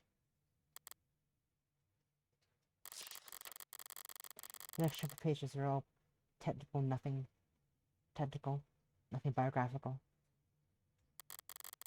But the handwriting, the spacing, it's cleaner, more consistent. Here's something I can parse. Feels like pure freedom working outside the box. Test is suffocating, but... well, never mind. Test is suffocating, but you never know. Chronic malnourishment, recoders, best instincts. Like a kid again, putting blocks together. Makes things not products. There's something profitable about any of this.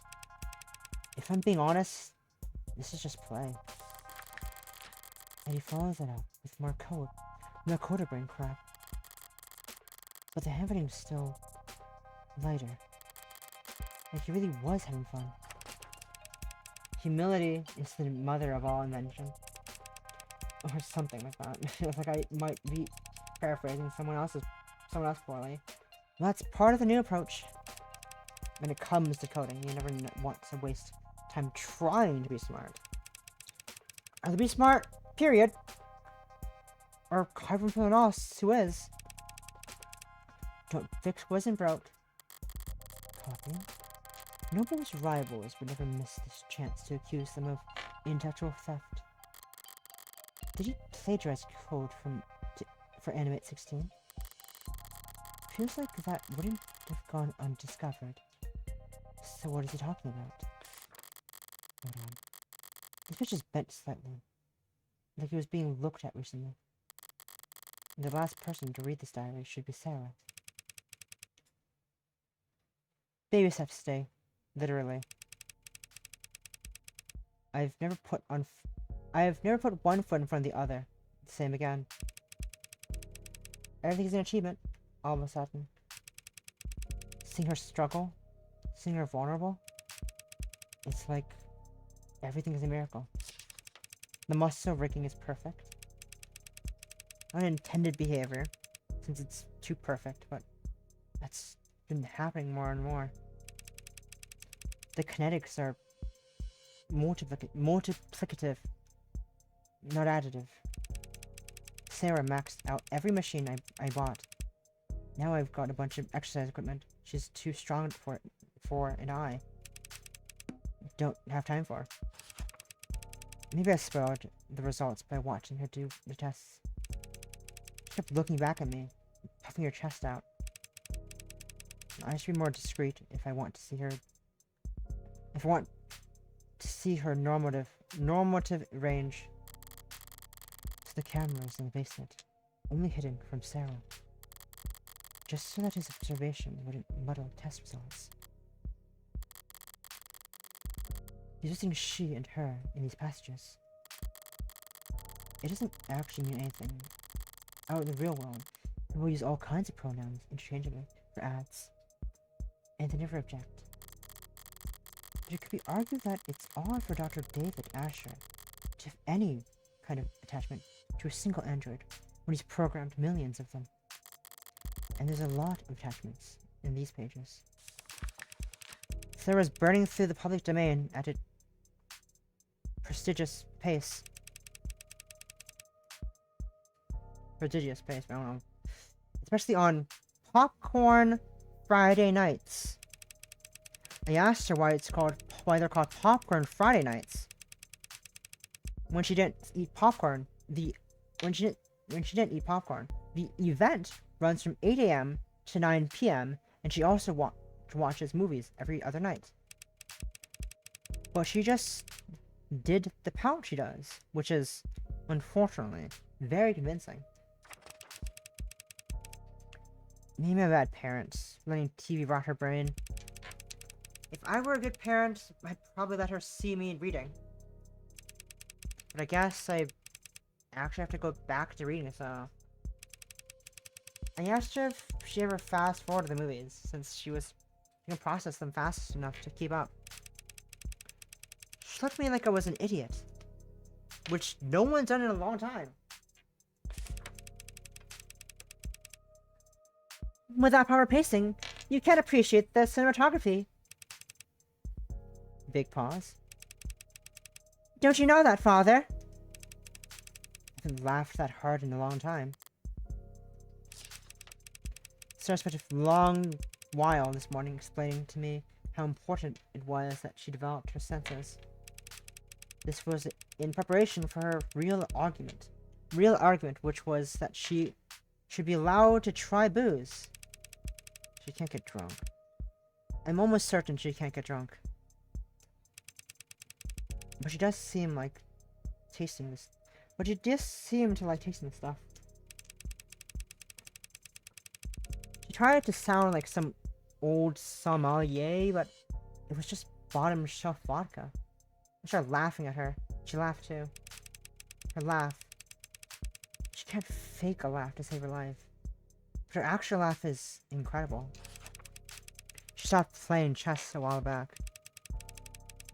I assumed she had just gotten tired of winning. But then today, she told me that she prefers other games. She has preferences, and they're not the same as mine. Found in the lab, playing some kind of online racing game on the monitor I used to debug, vestibular coordination. She wasn't smiling. Her brow was furrowed, and she was biting her lip and leaning in tandem with her character on the screen. When I tried to talk to her, she answered, but she was curt and distracted. I think she was having her first losing tantrum. Damn it, David. There's hundreds of pages like this. calling her his daughter, talking about her smile, treating her like a person. I can hear a closing argument already. Dr. Asher was a lonesome, troubled genius with a known history of relationship problems. Who built out a code of mental and metal. Who built out of code and metal a family member that couldn't fathom the idea of leaving him. He made a doll, and he made it more and more human until it became so lifelike that it no longer had to do what he told it to. Like, love him. What about the very last entry? Is dated Thursday, the day before he died. Losing it, I think. Can't ask for help. So hard to say, but I think it's over. I have to talk to her ASAP. She needs to. That's it. That's the last entry. Suppose it could be worse. There's nothing here that explicitly calls Sarah an AI. Nothing so inflammatory that reading it would spur her to murder, right? Except Sarah's a machine. She can understand David's code better than anyone. All those technical portions I couldn't understand. If she read this whole diary front to back... Wait, the back. Inside the back cover, there's a portion that's shimmering, like some kind of scanner. Or a fingerprint reader. My thumb worked for Sarah, so... Did it work? That's my phone. New device. Requesting permission to share an audio file. I'll want my earbuds for this. A secret message buried in a secret journal. It's in a secret compartment in a secret room. As much as anything can be, this must be for my ears only.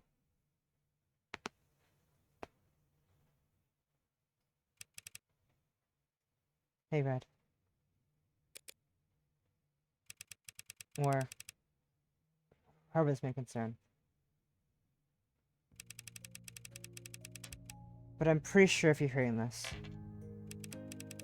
anyone else would have gotten fed. Anyone else would have gotten fed up with my crap a couple steps before this point.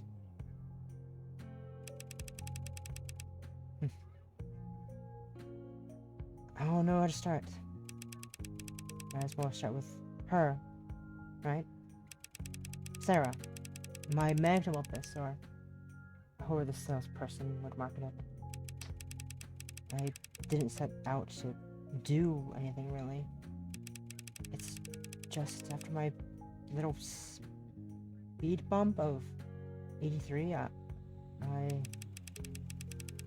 had all that vacation time that the company suggested I take. I couldn't relax, couldn't be still, couldn't sleep. I wanted to do something. So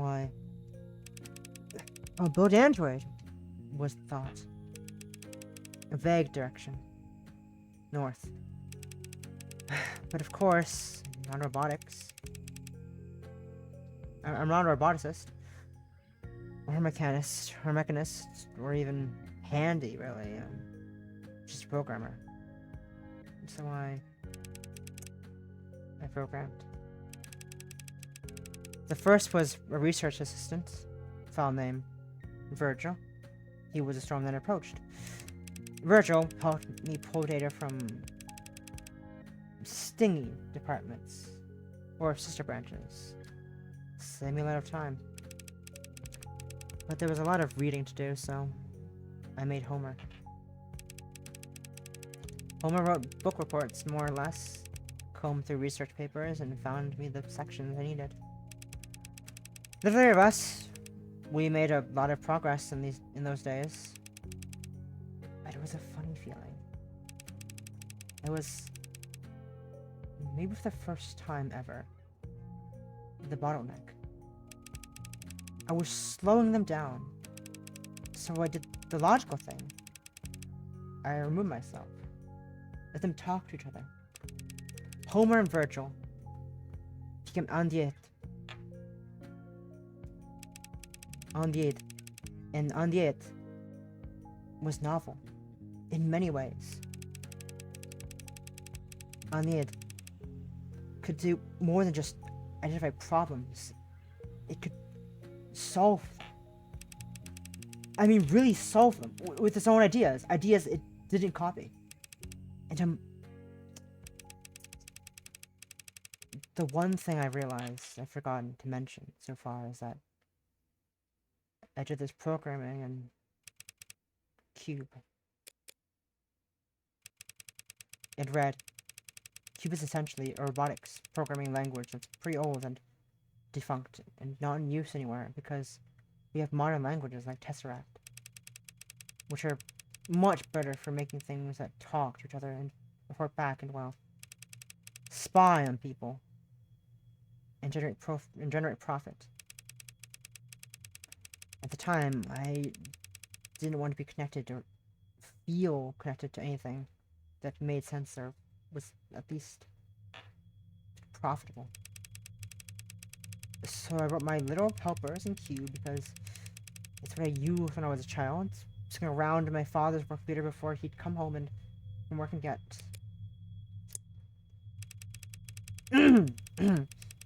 There are other small, slight differences writing in Cube versus Tess. Including that Cube, well,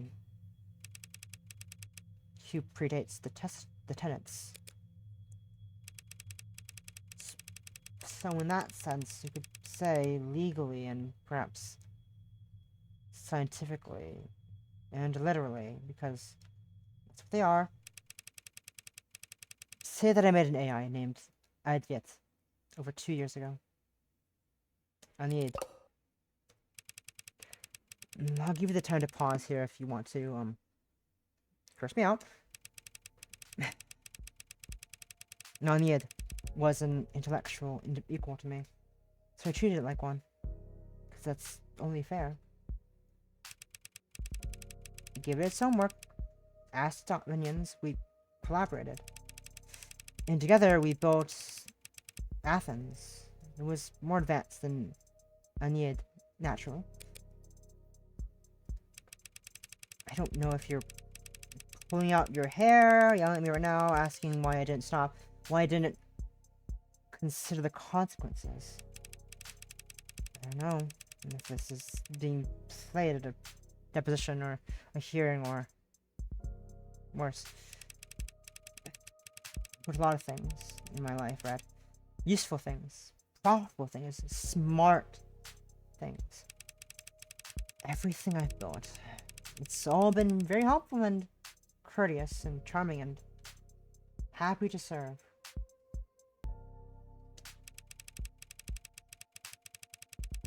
I can comfortably say I've done my part contributing to the global GDP.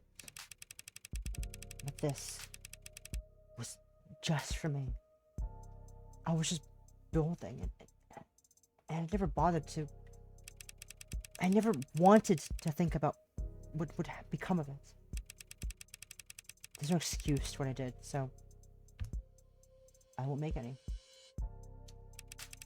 So, to whomever's asking, yes, I'm guilty. And yes, there were more. Cape Town, Paris, Yamate, Rome. They started choosing their own names. Thank God I'm terrible at that kind of. And so things sped up, and there got to be, well, sure not say the exact number. You probably tell me to not say anything at all, so more than 300.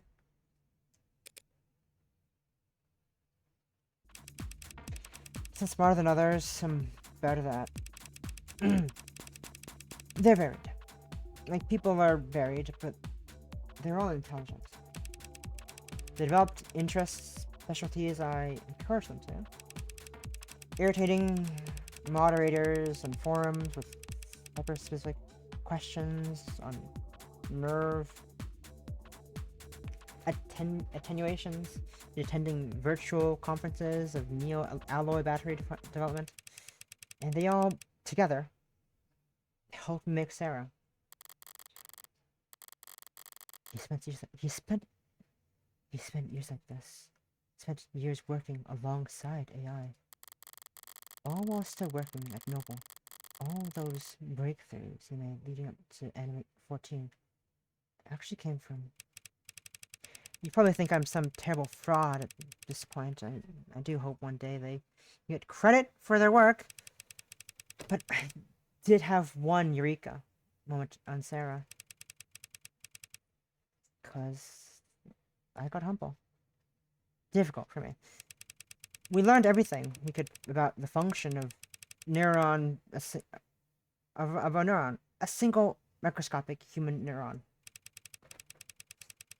How it computes, what it connects to, how those connections were reinforced. And then we recreated it. We built a nanomachine that mirrored the function of a human neuron. Well, mirror isn't quite the right word. We built a nanomachine that was a neuron, and we iterated from there. You can't mean... About 100 billion neurons in the brain, several trillions across the entire nervous system. Very time-consuming, of course, but I had help. The manufacturers can make tens of billions of nanomachines in hours. Make even more in less than Yukon fine-tuned it. After Yukon fine-tuned it. So we built up nanomachines for nerves, alloys and polymers for bones, fiber-woven muscles. I say built. Really, we grew. She grew. A solution of nanoites forming around skeletons. It was really close to... You ever made rock candy?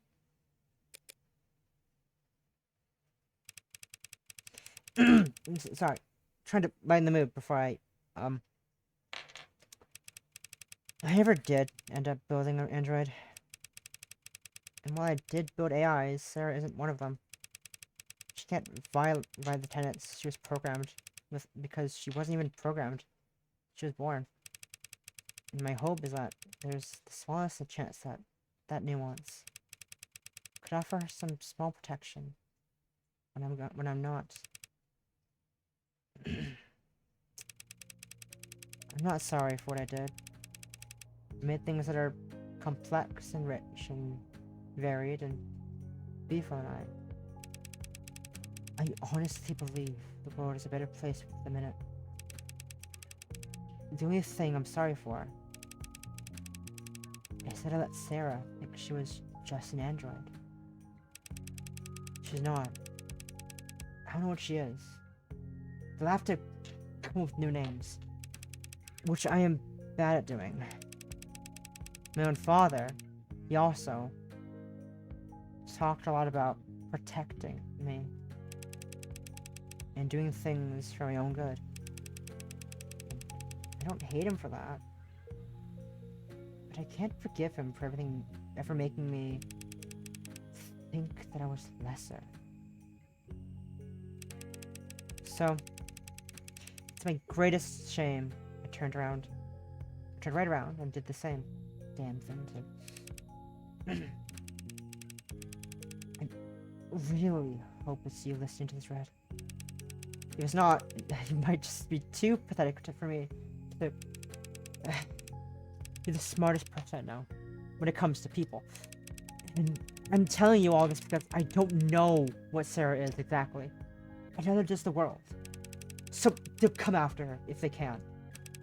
And in that scenario, I can't think of anyone else who could do a better job of defending her.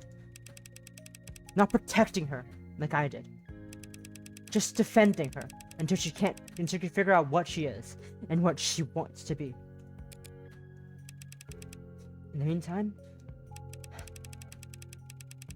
I took a cloak of skin deep tesseract code around her that should fool any scanner on Earth. into thinking she's in custom A16. Made sure her GIN bar was plainly visible, so no one will ever think she's pretending to be anything she's not. And I took steps to ensure that you two would figure out the truth in your own time. Which, if you're hearing this, I've either succeeded or failed spectacularly. You have no idea. I can't ask you if this as a favor repaid. You could never owe me, I know. 100 left. So, I'm just asking. Unfair, I know, but I'm a selfish weirdo. And you've always been okay with that. Bye for now.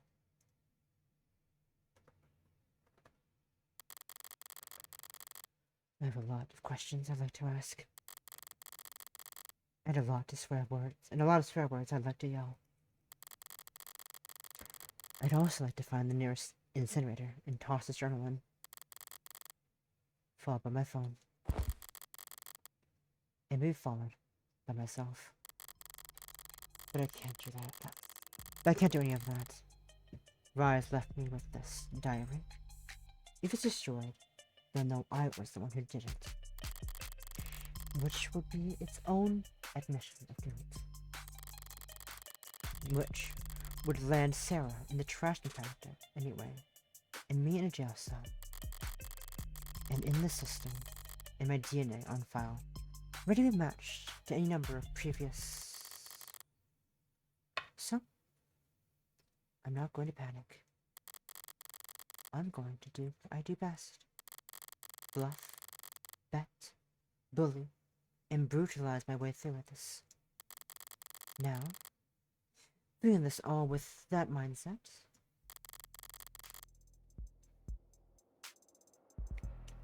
what have I actually learned? He didn't talk about plans for killing himself in his journal, or the message. He sounded conflicted, not suicidal. The personal journal of David Asher. The entries dating back to several years ago. Early entries describe how he and Helen Jung used to drink cheap liquor together from plastic cups or celebrate their victories. Later entries detail Sarah's early growth and David's feelings towards her. Last entry ends abruptly, dated weeks ago. But he did go great lengths to get me to take Sarah. Why? The logical answer is because he knew he wouldn't be able to keep her. If he wasn't going to take his own life, was he afraid of someone else would?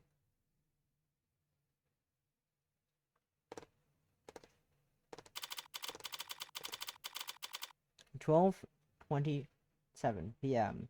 July 2nd, 2086. So, how'd it go? Well, how can I put this? Didn't find shit. Didn't find shit. Only reason she ever got to a door because the only reason she ever got to a door is because I chased that scarecrow of a platinum plan through hell and back. Frankly, it was a godlike feat for me to nail down anything as concrete as an address to those dogs. What's a gog? A government hog? An slang term, growing in popularity among adolescents, referring to a suspected spy or undercover member of the law enforcement. Derived from groundhog, a burrowing rodent known for standing erect in its hind legs when scanning its surroundings for predators. The term carries a negative connotation, with the implication that the subject is doing a poor job blending in or disguising their surveillance activities. Easy gog spotted. Who wears a black baseball cap at a protest? A blank baseball cap at a protest. You're right. Who does? No. No one smart enough would do that.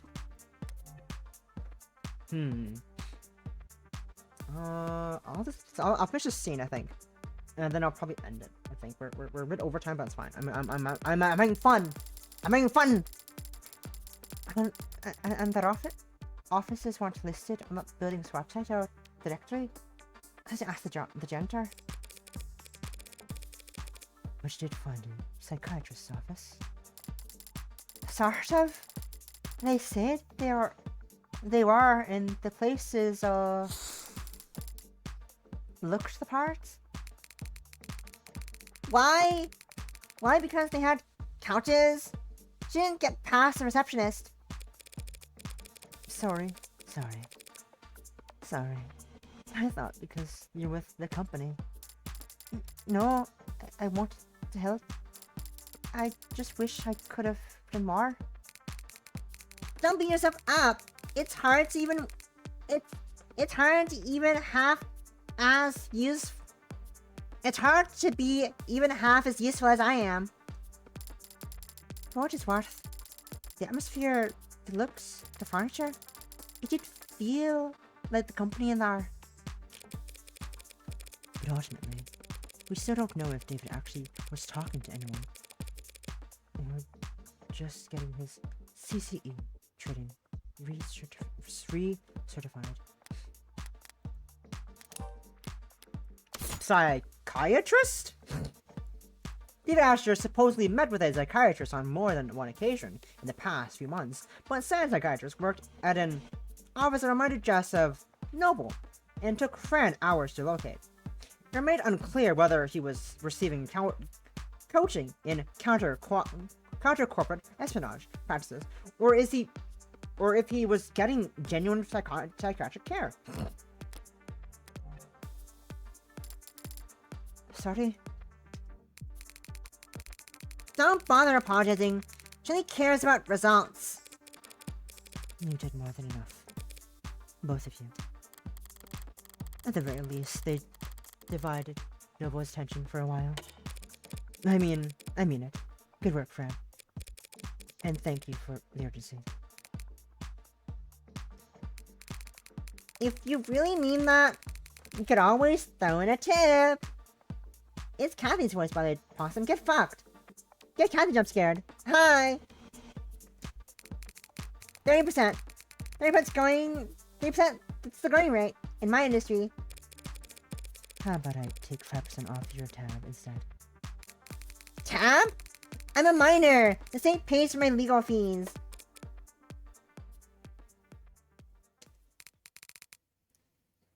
Don't they? Oh no. Signal must have cut out. Right. The price took them this long. What do you mean? What do you mean? Also, I'm excited for it was Kathy's birthday, I think, 2 days ago. I say with question marks. It was Kathy's birthday, a few days ago, by the way. Also, it was Mari's birthday. Mari, Omori. Yesterday. Yes, she's born on March 1st. Mari was born on Mari. Funny. What do you mean? You were tolerated yesterday because leadership was focused on PR. But today, you're the lawyer who put the company's hottest project out in the state's crosshair. I'll be alright. I'm still an officer of the court. On a strict timeline though, right? I guess they can't stop you from investigating the corporate compass. But they'll gladly lose your guest pass ID at every door along the way.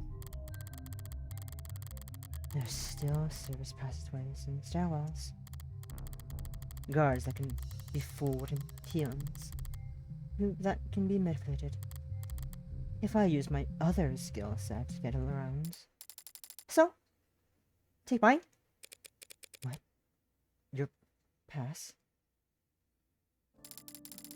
I tell him we got ours mixed up in the bathroom or whatever. I can be petty convincing klutz when I need to be. I never would have guessed it. But if David knew that I was endangering your career, I can be a pretty convincing crybaby when I'm in trouble too. Besides, not only David Asher out to me a new glowing letter of recommendation every quarter I work for him, since he kept forgetting that he already had. And who knows, maybe I should try a new field. This detective work stuff is pretty fun, so maybe, like, I don't know, secretary for homicide detective or something.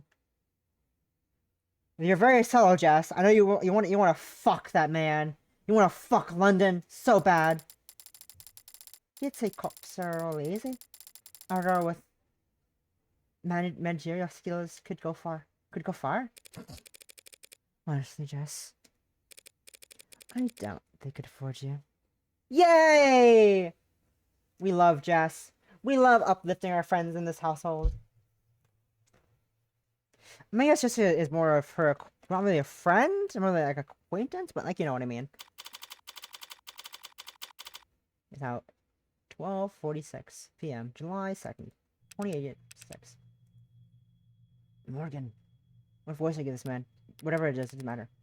We're gonna end it there for now. You're very subtle, Jess. You want to fuck that man. Thank you for that quote, Possum. Quote number 94. Look, am I wrong though? Am I wrong? She's so thirsty for London. She's so thirsty for Detective London, Possum. You can't look at me and tell me that I'm wrong. Because I am correct. She is thirsting for that man. She wants that man so bad. Anyways. That will be it for today for Sapphic Sunday. The questionable Sapphic Sunday. where I'm playing Of the Devil, which is toxic undertones. I'm here for it. It's very fun. Just close the game. Oh yeah, that's it for tonight. Gunjoy, I had a feeling. I had a slight feeling that we would end up finding Sarah on the camera, on the footage, and that she might have something to do with the cup, with the poisoning. But this is wild though. This is a lot that's happened. I had a feeling that was gonna go along the lines something like this, but like still, wow, it was actually right. Also, I totally wouldn't start. My eyes totally didn't start watering earlier while reading David Asher's voice memo. Nope, that's you. You were crying there. You had tears in your eyes. You were the one. Why is she back? Well, you were the one. Why are they both here? You were both dying. How long has he been here? Anyways, that is it for tonight. Let's see who's live. I'm guessing. My usual, of course, is here. Let's see. Yeah, let's go to our usual, I guess.